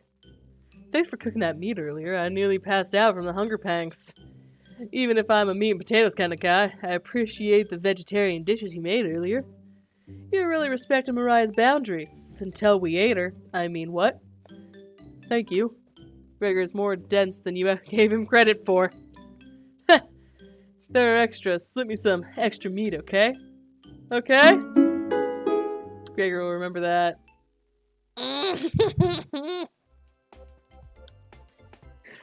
Oh, you poor, sweet, stupid child. Gonna go see how Anatoly's doing. Later. Hit the bedroom all to yourself. Where do you want to check first? Ooh, this is the one we're going with for sure. Under the floorboards. Yeah, I mean, in his defense, he doesn't realize it. And he was hungry. So that happens, I guess. You notice a bone sticking out. Is it a human bone? Nope. Chicken bone. I'm doing double stream watch again. Oh, who else are you watching? No killing yourself to be with Mariah. Don't worry, she comes back. The floorboard looks a little loose. Plain alien? Sweet! Should probably try and pull it up and see under it. You're far too weak to pull up that floorboard. I don't think so. This floorboard should really be repaired. I wonder if you could repair it yourself. Let's see. Inside the birdcage. There's nothing in the birdcage. It's completely empty. Inside the birdcage. The bottom of the birdcage is completely spotless. Did a bird even go in here? No bird droppings or anything. Inside the birdcage. You can tell from the outside of the birdcage that it's completely empty. Right? No, we're looking in the birdcage. Look at it. It observes the cage is quite large. Maybe this isn't meant for birds? What else would you put in cages like that? Look a little closer. You can make out an E from the letter. An E, but the letter on the left is scratched out. I'm so sorry, Coco. This clue seems worthless. A little closer. You can make out an E. Okay, so that's the end of that one. Inside the next chest. Onion! Don't be a crybaby, it's just me. Onion! Onion! Boy! I was just playing with some of the toys in this drawer. Onion! You're far too old to be playing with any of them. You're never too old for toys. That's the statement I want to hear. Anyway, needed to attend to a completely secret Chompette meeting. Boy! Smell you later. Be Onion. Never stop playing with toys. Onion bounces out of the bedroom. The drawer has various children's toys in it. What's this? Oh! Maybe you need to stop. Oh, big hugs, Coco. I'm so sorry. Okay, June 26th, 1862. Another body of a child has been discovered within the cities of Zakopane. Zakopane. The remains stuffed into a barrel full of potatoes. The cause of death was identical to the earlier victim, with significant blood loss due to multiple stab wounds to the stomach. This marks the fourth victim of the butcher of Zakopane in less than a month. Oh! Dealing with a serial killer! You take the bloody newspaper with you.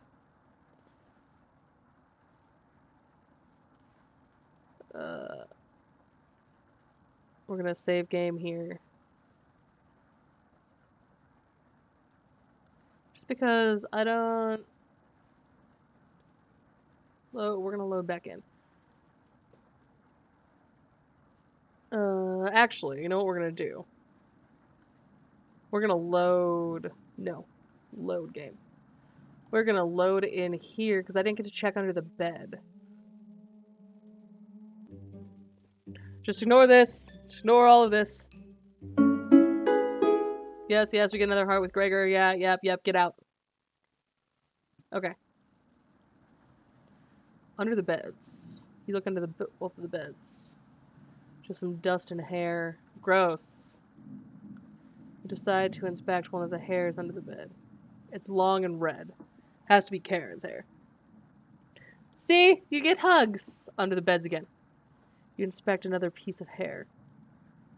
Appears to be black. Anatoly. You find a small box in the corner. Thank you. That must have been your imagination. There's nothing but hair and dust now down here. Better luck next time. No, sir. Small box in the corner. That must have been your imagination. What?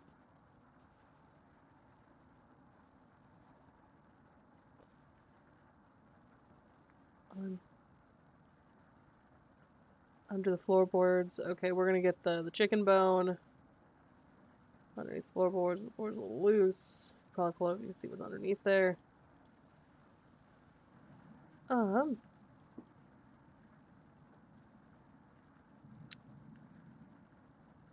Okay.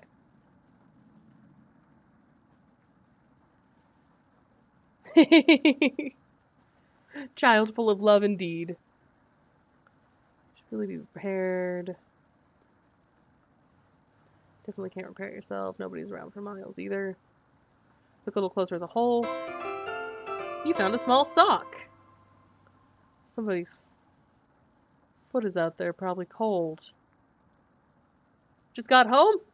The small sock is worthless. Why did you even pick it up? Okay. Inside the bird cage again, we'll go through all of this.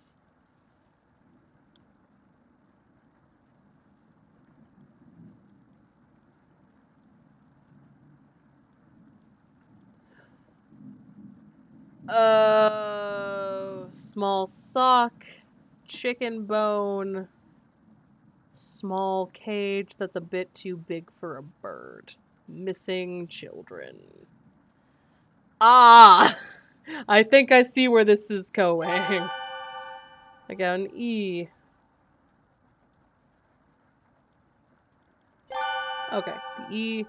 And now in the nightstand. We're gonna check everything. Okay, onion. Yeah, onion. We heard all of this. Smell you later. Alright. Fourth victim of the butcher of Zacapona. Less than a month. Oh, you take the bloody newspaper with you. Hours pass. The meal you gave everyone to persevere, to keep going. Eating will just make them hungrier. They'll find now, but soon they'll be begging for more. Now. It's now. We waited long enough. What's for dinner? You calmly explain that you want to ration the meat better this time, and there will be no dinner. Fine. I understand. Guess I'd rather eat tomorrow than more today. No arguments? Perfect. Everyone decides to call it an early night. You fall asleep instantly tonight. Do we get anything fun? Sorry, Coco. You have a strange dream. Having dinner with a blacksmith. But he's not touching his food. The only light in the room comes from the oven. He clears his throat, stroking his beard. I can forge anything, he says. Your eyes have been giving you issues lately, so you reply, forge me new eyes then. You laugh. But then the ropes come out, and he ties you to the chair with a long rope to prevent you from struggling. You rip the rope apart without even trying, so the blacksmith uses thicker rope. No turning back now. He takes a hot poker out of the coals, holding it in front of your face. You can see his beard and eyes watching you. He slowly brings the poker back and aims carefully at your eye, before plunging it through your skull with a sickening crunch. The force of the blow throws you backwards a few feet. You're unable to break the ropes.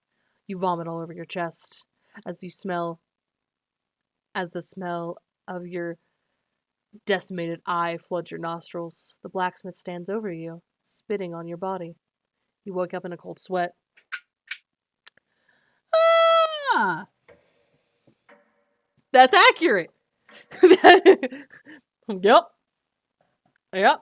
Hey, madman! Thank you for the lurk. You wake up to see Gregor looking out the window. He turns to you, not smiling. Take a look out the window. Notice anything? What just happened? So what just happened is, nightmares. Nightmares happen. See, Coco, you caught that one. You got that one. Notice anything?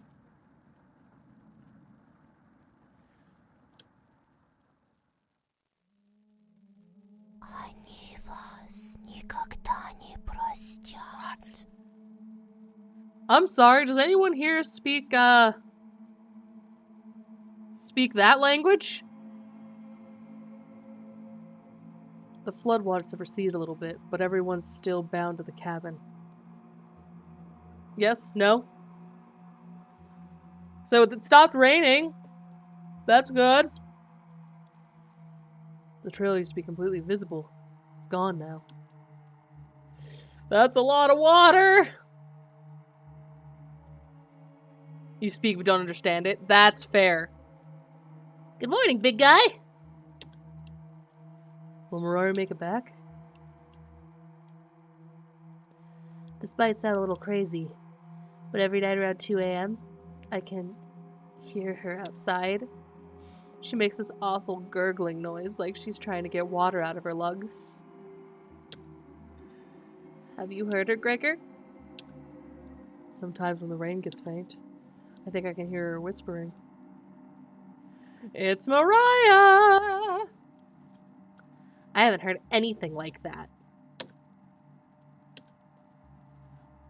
When she's whispering, it's like she's trying to tell you something. Right? Yes! Okay, Gregor. Thanks for that nightmare fuel. Sometimes I hear her crying through the radio. But that's just a broadcast. Right? Ah! Okay. Nope. I hate that. I think we should have another piece of meat for breakfast. One step closer to Mariah. That's what you would have wanted. I did warn everyone prior, this is a horror game. This is a scary game with scary visuals. An actual scary one versus FNAF. This is like an actual scary game. I'm so sorry. I'm so sorry, Coco. Yeah, psycho face for sure. What's gotten into you, Anatoly? Anatoly's eyes look at you, begging. Oh no, even worse. Bring us another slab. Please. He clearly doesn't have the stomach for it. I can't get the taste out of my mouth. Please help me. Anatoly? Gregor looks pained at Anatoly's words. What the fuck is that face now? Fair. Accurate question. I think he's right. Please bring us more of that meat. No, I may not help you. Oh, fair, Coco. You grab some of the meat from your secret hiding place. You cut it into squares, adding it to a cauldron of boiling water. It'll taste bland without seasoning, but you serve it up right anyway. You creepy ass bitch. That one did kind of look like a duck face, you're right. Just... You just serve it up right away. It's Donald Duck. Donald Duck if Donald Duck was a cannibal. What's taking so long? Boil it faster. It's almost done. Patience. It's finally finished. You serve the meat in bowls. Oh! Bitch, I'm fabulous! Oh! Bitch, I'm fabulous! Thank you for the fabulous hammer. That was such good timing. Oh, it was so good. And Anatoly, stop. Please clip that. That was so good. Gregor drinks the broth first before swallowing the chunks whole. Oh, you're great, Hammer. Like a duck who's eating bread. Anatoly creates a ripple in his broth using a spoon. He isn't eating. I'm sorry about earlier, everyone. I don't know what overtook me. Mariah. Anatoly begins to weep. You look over at Karen. You're killing your internet? Look over at Karen. You didn't notice or even start to eat. There's just an empty bowl now. Okay.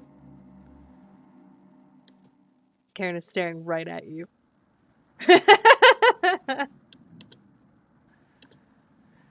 How much more meat is left? You explain how most of it has gone bad. This is the last of it. How could you be so careless again? You don't deserve to say her name. You creepy motherfucker. You remember Karen's knife. You need to think fast. What the hell are we supposed to do now? Wait around again? The storm isn't ending. The storm has ended, actually. It's just still flooded. Will you clear your throat? Anatoly? Yes? I think tomorrow you should go look for Mariah. Or forage for plants outside. I think you should go tomorrow, little guy. Whoop! Oh, pinning that. I wanted to save that clip before the end of stream. Thank you, pilot. All right. I think you should go tomorrow, little guy. You got your tea with lavender honey? Oh, that sounds good. Nobody else can identify edible plants like you. Please, Anatoly. You can swim back after a few hours.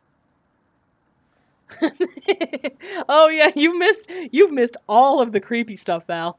Mariah's gone, and yeah, they definitely ate her.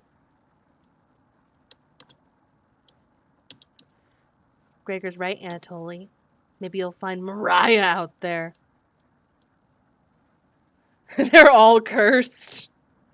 I think Mariah's fine by herself. You still can't accept what happened yet. It's creepy and you're scared. I'm so sorry, Coco. I did warn you. Oh, Shroomy! I love that. Oh, I love that. Torchic blowing heart flame. Cannibals. He still hasn't accepted what happened yet. He doesn't need anyone's help. But we need yours, Anatoly. That's right. That's right, Anatoly. Please help us. Let me sleep on it, okay? No problem, little guy. I would love a fun fact, Death Pilot. What you got? Oh. Dinner. Yes, creepy motherfucker cannibals. This whole it gets weirder. It gets weirder. This is just starting. It gets weirder and creepier. Everyone shuffles off to their rooms, reading books and knitting to pass the time. You go to bed ravenous. Лучше спи с двумя глазами открытыми. Mariah. Almost the same word for cannibal. Really? What do Turkish people say? Oh, thank you. I love this shirt. I got this one from Killstar. Russian. I think it's... I believe it's Ukrainian. Because they are, weirdly enough, Ukrainian refugees. But that's what they are. But what is the Turkish word for cannibal? Something is approaching. Onion! Hey!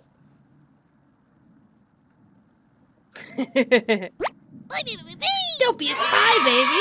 It's just me. Don't be a crybaby. It's just me. Onion. Not gonna be very sweet today. Boy! I'm worried about Anatoly. Boy! He's gonna cave to peer pressure. Can you stop him from leaving the cabin?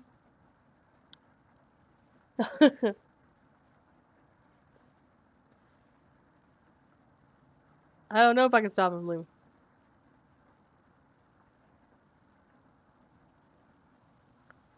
You don't answer, Onion. Please. Don't you trust me? You shake your head. They say yum yum. Oh no!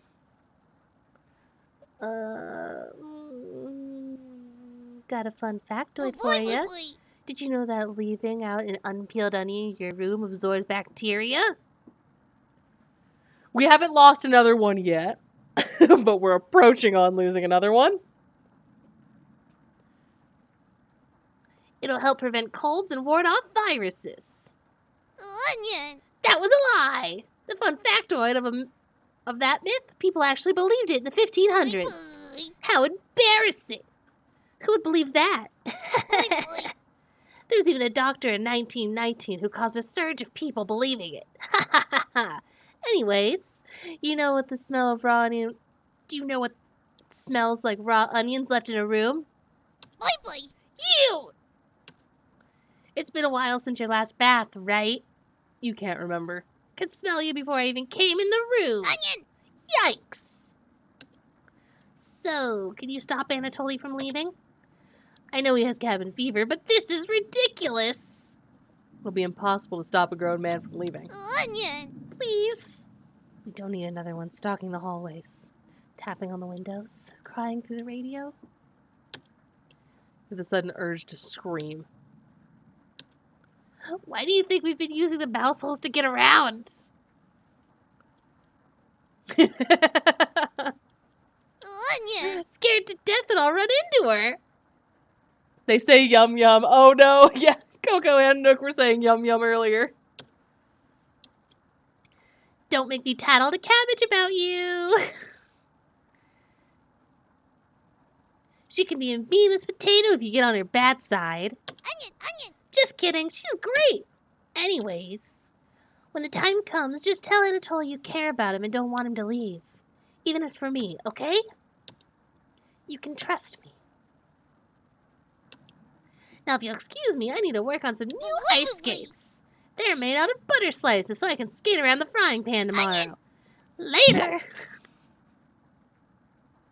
Oh, that is insane, Pilot. The more you know. I don't care about Anatoly. Die, Anatoly. Oh. Your mind finally managed to forget everything that happened. You finally fall asleep again, still ravenous. Day 10. Day 10. You have a strange dream. A fox is collecting payment in your living room. You despise him, so you put 2 dogs at the bottom of the sack and then add 6 chickens on top of it. The fox smiles at you and leaves. At some point in his journey, the fox will eventually open up the sack. We may or may not have eaten Mariah. I cannot confirm nor deny the fact that meat mysteriously appeared after Mariah disappeared. The fox will eventually open the sack, and the dogs will tear the fox in half. Filled with such loathing for the fox, you give him the only one thing you had for food, all of those chickens. As the snow piles up outside, you begin to eat whatever you can find. Pillowcases, candles, leather. One day you wake up and you have nothing left to eat. Absolutely nothing. Just an insatiable hunger. A few days later, you go mad and leave the cabin, completely ravenous. The Baba Yaga really fed you to her people. Yeah. A nearby tree looks like charred meat. Your iron teeth cut through the bark, tearing your gums apart by the splinters. Your mouth fills quickly with blood. Days later, a deer gallops by, the first creature in the woods to see your corpse. You wake in a cold sweat. No nightmare fuel image there? Baba Yaga, really? You fed her to people? Yeah, why not? I had guests. I needed to make sure that they got some food. Something smells terrible in the living room. Someone puked in the corner. We cannot confirm that the meat was Mariah. What we can confirm is that the meat and Mariah have never been in the same room together. You wipe it up with a rag to save them the embarrassment.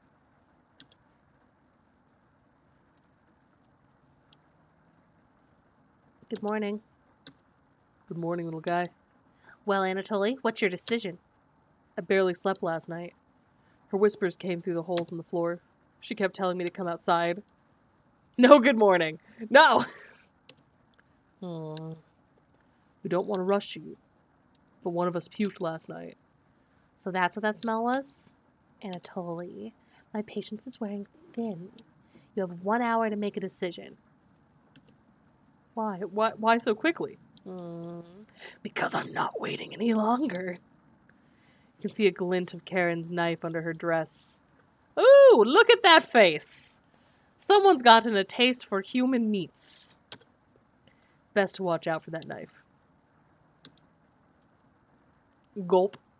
The group disappears. Tension seems to be rising.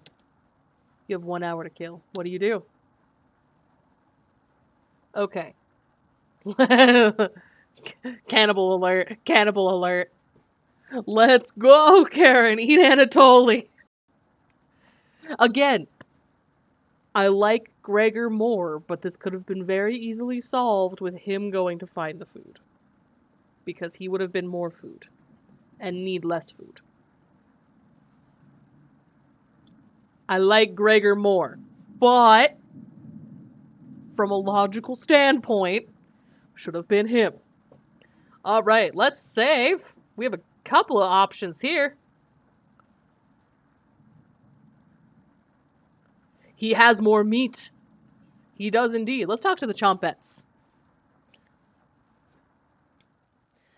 None of the fun Chompettes are around. Thankfully, Potato has kept hidden this entire time. And nothing we can call our own but death. A small model of barren earth, which serves as paste and cover for our bones. Oh, sorry, didn't see you creeping up behind me. I was reciting my favorite line from William Shakespeare. You know which play it's from? Was it one of the Weird Sisters? You take a wild guess. That's right. The Life and Death of King Richard II. Before I came to this cabin, I used to read all the classics. Why did I stop? I can't turn pages with just my tongue. Hell, I can't even nudge a book off the bookshelf. Pathetic, right? You nod. Yeah. I've been watching your progress so far. And I must say, very strange choices. Even for someone like you. I've wondered why you're so accommodating for these four. Pity I didn't receive the same treatment. I hail Potato. Oh well. Excuse my ramblings. Are you here for another survival lesson? I'm gonna break a record of streaming? What do you mean? You shrug. Excellent. No shame preparing for the absolute worst. 36 hours have passed. You have no food. What happens? For starters, your brain stops craving glucose. Gonna be almost 3 hours. Yeah, that is kind of what I'm going for. I don't have to work today, so I'm gonna stream to that full 3 hours. Because there's a lot to this game, and we might have one more day's worth of play in it, actually. For starting, your brain stops craving glucose, but there's a good reason for that. Your guts begin shrinking, and your livers have transformed fatty acids into chemical compounds called ketone bodies. Have I lost you already? There's a book on the bookshelf that explains all of this. Anyways, ketone bodies mimic glucose for the brain to provide 2/3 of the energy needed to function. Yeah, you're gonna need your ASMR stream after this one, my love. Sounds pretty great, right? Oh, my sweet summer child. Using ketone bodies gradually acidifies your blood, which can lead to ketosis.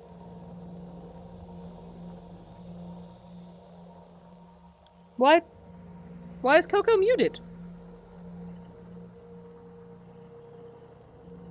I'm like, Coco isn't muted. Doesn't tell me she's muted. Which leads to ketosis. Ketosis is common in diabetics. But how do you know if you have ketosis? Well, a large amount of acetone is released from your urine and respiratory system. Your breath will smell something like fingernail polish. That's disturbing! Which smells like... I can't remember. No nose to smell now.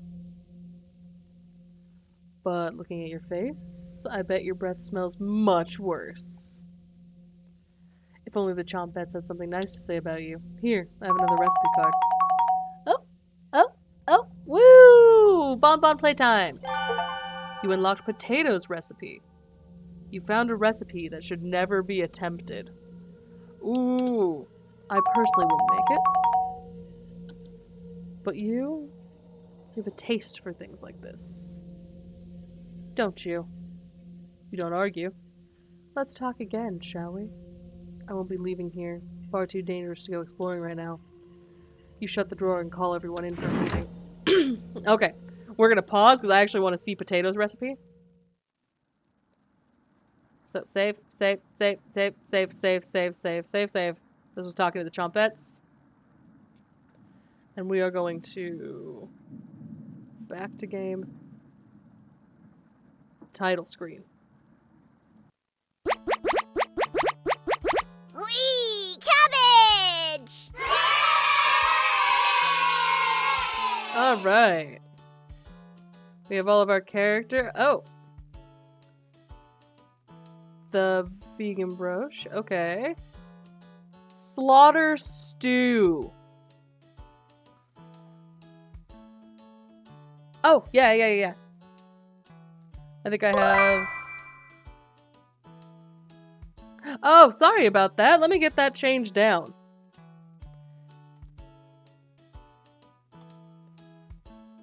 Let me get the game turned down.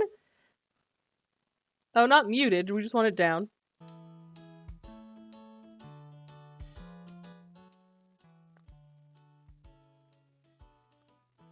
Okay.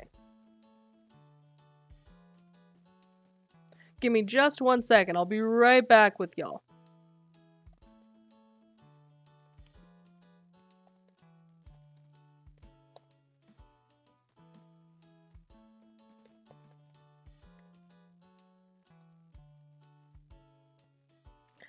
Man, okay. I'll do that in just a moment, Omen.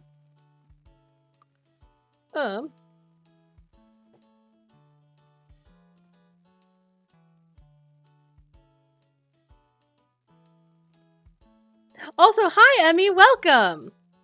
Welcome. How are you? Welcome to the stream. Welcome to the Chaos Crew. I've played this before, yes. It is one of my favorite games that has come out in recent years. But it's not many people watch it or know of it, and it makes me really sad. So, ooh, we've gotten quite a bit of the clips here.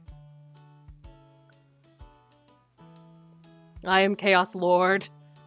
But looks like this was Potato's recipe. Slaughter stew. 2 arms separated at the shoulders, 2 legs near the hips, 1 cauldron of water, and then you boil them. Blood for the blood god. Meat. I will know what that means. Alright, back to the game. Oh, where were we? We were there, so we're gonna go back. You don't like it? I'm sorry, Coco. Alright, we're gonna go talk with Karen, because we've almost gotten 5 stars with Karen. Hi. Keep this between us. I'm not giving Anatoly a choice today. He's going outside. Do I make myself clear? Yes? Good. Thank you for understanding. Karen cracks a smile. I do love horror. They are my favorite to play, so yeah, if you want to stick around, feel free. Yeah, of course I read them out loud. That's part of the fun. Welcome. Yay! You're welcome. Welcome to my life. Welcome to the Chaos Crew, Emmy. We're glad to have ya. Karen cracked a smile. It looks like Karen will be remembering that. Do we got it? Do we got that? Oh, we got 4 stars. Four hearts. Right. We had 4 hearts with Woo! Oh, that's so cute. I love that. Oh, that's such a cute little emote. I love that so much. Now get everyone together for a meeting. Let's get him to leave. You call everyone together to discuss next steps. Oh, that's so cute too. I love all your emotes. All right. Saving. We're going to find everything. We're going to load up here. Yes. Chat with Anatoly near the basement. Wait, did I click on Gregor? I don't know if they're... Are they your emotes, Emmy? Hey. Oh, they're so good. I'm a little worried about Anatoly. The flood currents are really strong. Ugh. Once Karen makes up her mind on something, it has to happen. They're so cute. You have 1K followers? Well, welcome to our tiny little stream. Glad to have you. Once Karen makes up her mind on something, it has to happen. You're famous. You're a magical maid. A maid magic girl. Love that. 10 on 10. Once Karen makes up her mind on something, it has to happen. I definitely won't be debating her on it. She's like making friends. I feel that. I also like making friends. They're my favorite. Have you seen the knife she carries around? I don't know where she got it, but she has it on her all the time. Yes, horror is the best. I play a lot of horror games because they're the ones I have the most fun with. I either play cozy games like Minecraft and Animal Crossing, or I'm playing something that should be terrifying. Those are my favorites. And if you can get cozy, cute, and scary all in one, those are my favorite games. So, like, we played Sally Face on the channel, we played Franbo a long time ago, which is my top tier favorite game. And this is actually the second time we're playing Cooking Companions on the channel, because the first time no one was here to watch. So we're playing it again so that other people can watch it, because it's great. Sally Face! But she has it on her all the time. Cult of Lamb. Ooh, yes. Oh, actually, yeah, we do. Let's see. We do have the Discord that we take recommendations in. If you'd like to add that, or if you'd like to put them there. Omen, could you put it in the Discord if you're still at home? Absolutely. I have so much. Don't Starve. Oh, we do play Don't Starve too, yeah. It's creepy and cute. I've kind of popped my head into a couple of streams of it, and it is pretty cute. It kind of reminds me of Binding of Isaac. Binding of Isaac. It has like same vibes for me, which I'm hella into that. Those are good vibes. I mean, they're not good vibes, but like the same game vibe. I like that game vibe. She has it on her all the time. Do you think it's for self-defense? Or you interrupt Gregor? Cooking? Yeah, I mean, he hasn't cooked anything here, but Gregor continues to babble incoherently. You feign concern and nod politely. Whoops. He noticed you weren't actively listening to him. It's not my fault, Gregor. I have problems listening. Yeah, just stand up to her when the time comes, alright? Gregor smiles a little bit. You're sure he'll remember that? Oh no. We got so close to getting all of the hearts with Mariah before she noped out of town. I know you'll do the right thing. Thanks. You decided to call everyone together for a meeting. Alright. Nope. We're not having a meeting yet. We're not getting rid of Anatoly yet. I haven't found my lore yet. I haven't found all of my lore yet. No, do not override that save. Oh, thank you for the caffeinate, Death Pilot.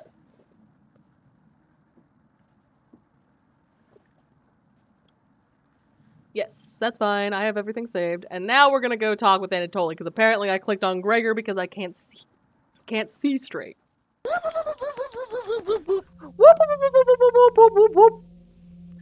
Thank you for the whoop whoop, Omen. We needed the Zoidberg. Anatoly looks pale. Thanks for coming over. Anatoly seems comforted by your presence. Ah, yes. Thank you. Cafe? You know what? I knew that one. I knew cafe. I know the word coffee in a couple of different languages, and it's one of the only words I ever remember from languages.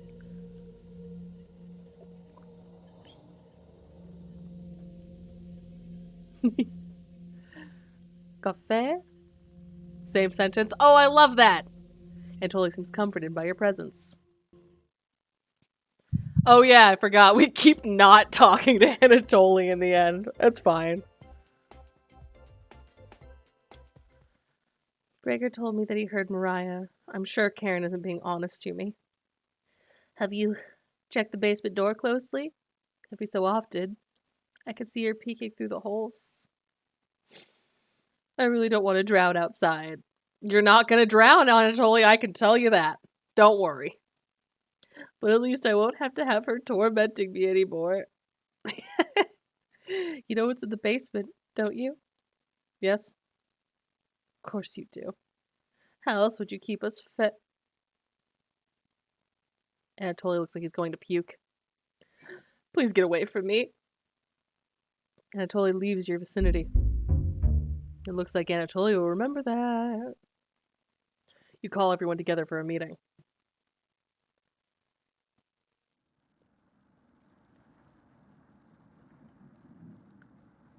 For sure. Thank you so much for popping into stream. I definitely appreciate the lurk, and it's lovely meeting you too.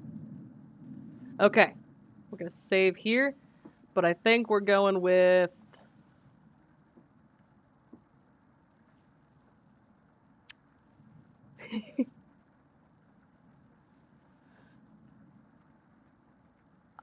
let's see. So this was Anatoly.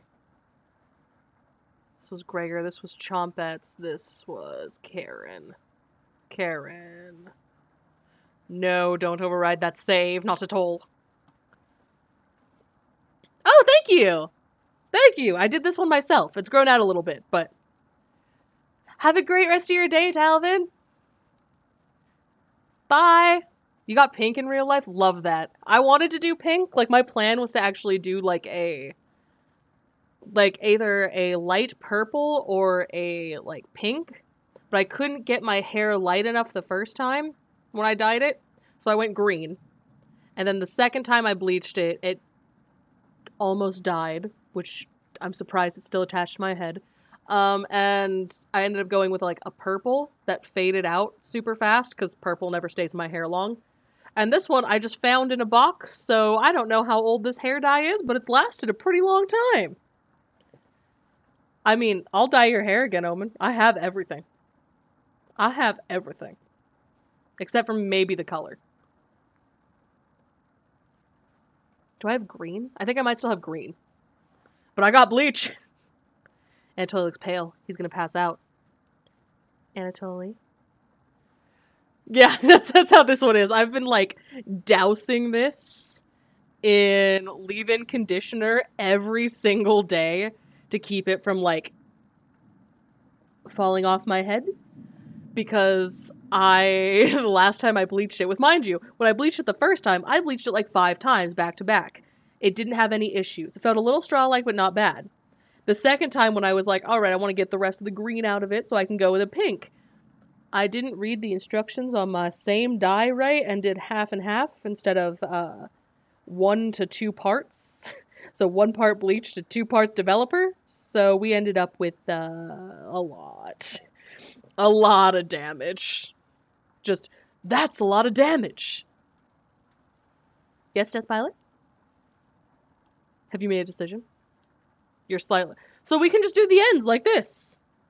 My natural hair is actually the color that's up here. The brown is my natural hair color. But, unfortunately, my hair does not grow out of my head this color. That would make me my life, though. We could just bleach not at your scalp. We could bleach everything else. Or, like, give you some dip dye ends kind of thing. I think I have, like, a teal. I think is the color that I have. Have you made a decision? Yes. I'll help you all out. I promise. Gregor. Thank you, Anatoly. Big tears roll down Gregor's cheeks. I miss you, I'll miss you, big guy. Right? If you could have your hair any color that you wanted to naturally grow out so you would never have to dye it again, what color would it be? Because you can then, like, dye it whenever. You can change the color of it. But if you could have a natural hair color, what would it be? Or not a natural hair color. Teal? Teal's a good one. I think if I could choose any color for my hair to naturally be, it would be, like, Paramore Red. Because I had that hair color for such a long time. Blonde.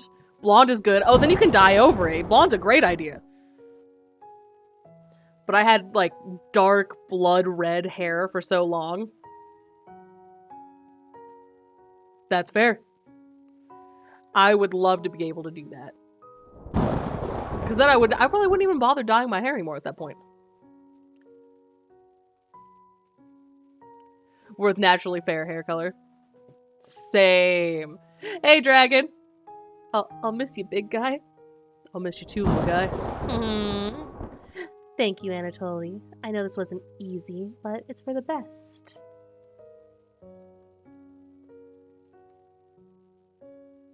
Karen? Yes?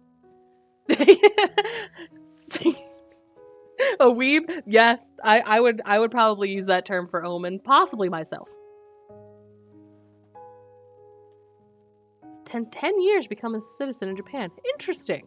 All right. Gregor looks at you expectantly.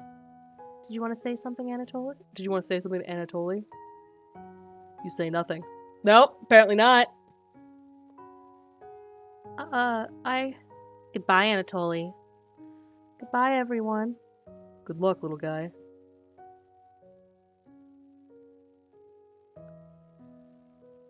Anatoly has left the cabin.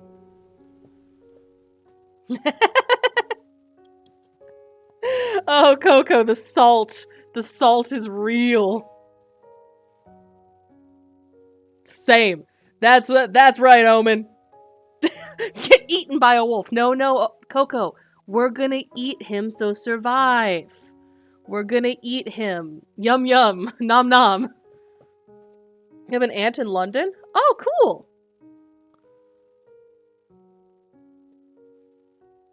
All right. Yum yum. See you soon, little guy.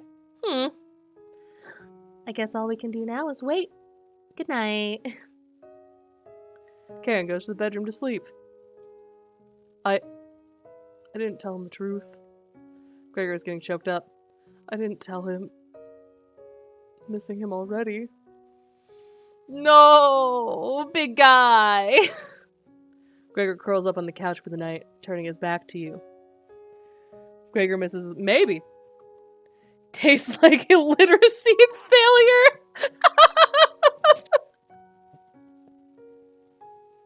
Oh no. Right. Okay. I was trying to type in it and it would not for the life of me let me send it, so I'm gonna try it now. Cancel.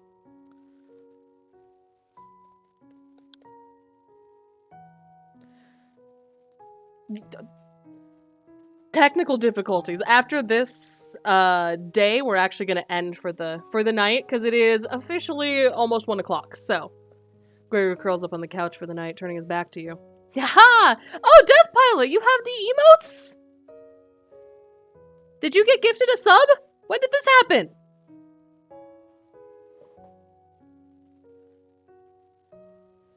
We broke a record! Someone did. Sweet! You shut your eyes and quickly fall asleep.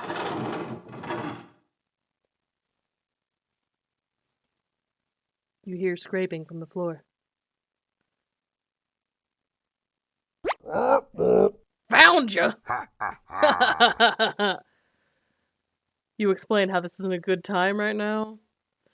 This is no laughing matter. I'm worried about Gregor. He's as tall as a tree and as dumb as a brick. Accurate, but we love him. What's the root of that?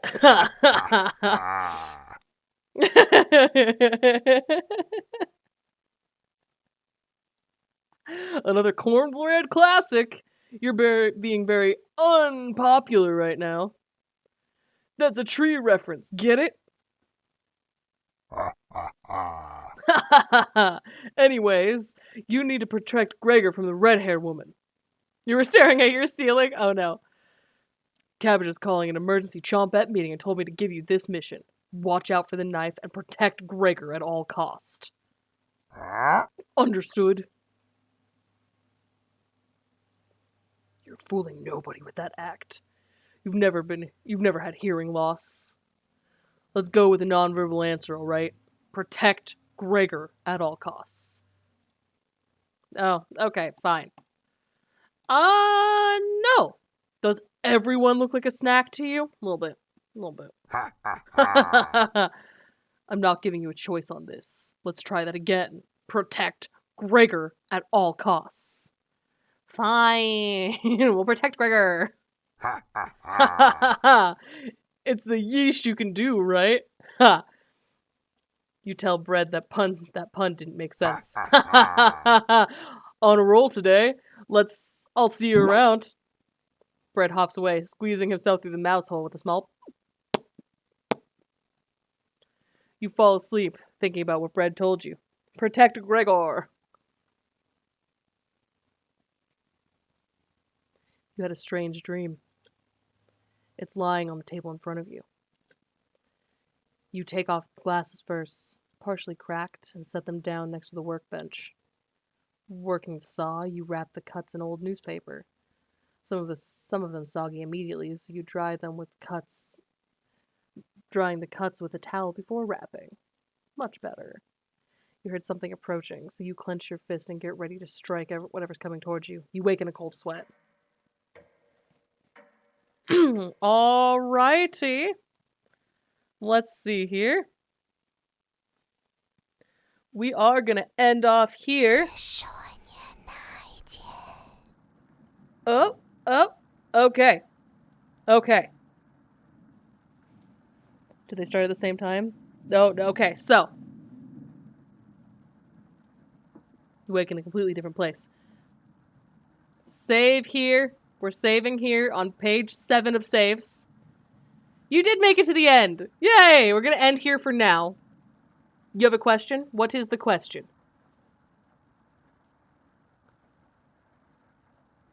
But while we wait for that, we have 2 choices for raids today. We can either go see... I can't save Mariah. That's a set point. I can't do anything about it, unfortunately. We can either raid our lovely, lovely Nook and go see him, or we can go raid Talvin. Which one do you guys want to go raid? I'm going to give you the chance on this one. Oh, okay. I will write it in chat then.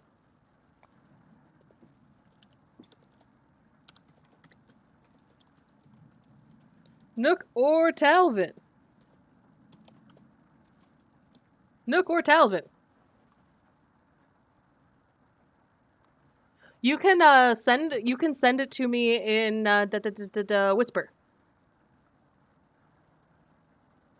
Talvin? Ploit streamer? I see one for Talvin. I don't know what Ploit streamer is, Coco. I don't know what that means. Talvin? Talvin? Are we gonna go see Talvin? I think Talvin is playing Stardew Valley right now, too. Yes! Oh, Emmy, I get to introduce you to so many of my friends. So I am a part of a streaming community called Madness Nation, if you've heard of it. And I get to introduce you to so many cool people. So if you want to stick around for the raid, I'd greatly appreciate it. And if you're interested in possibly joining our Discord as well, that's also super awesome. It's just a whole bunch of us all together.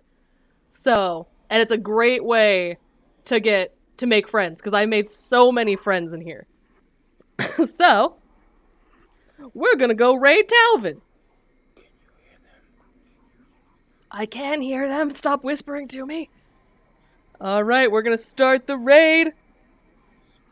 Thank you guys so much for watching, and I hope you have a fantastic rest of your day. Let's go surprise Talvin and rain chaos down on his stream. Alright? Bye!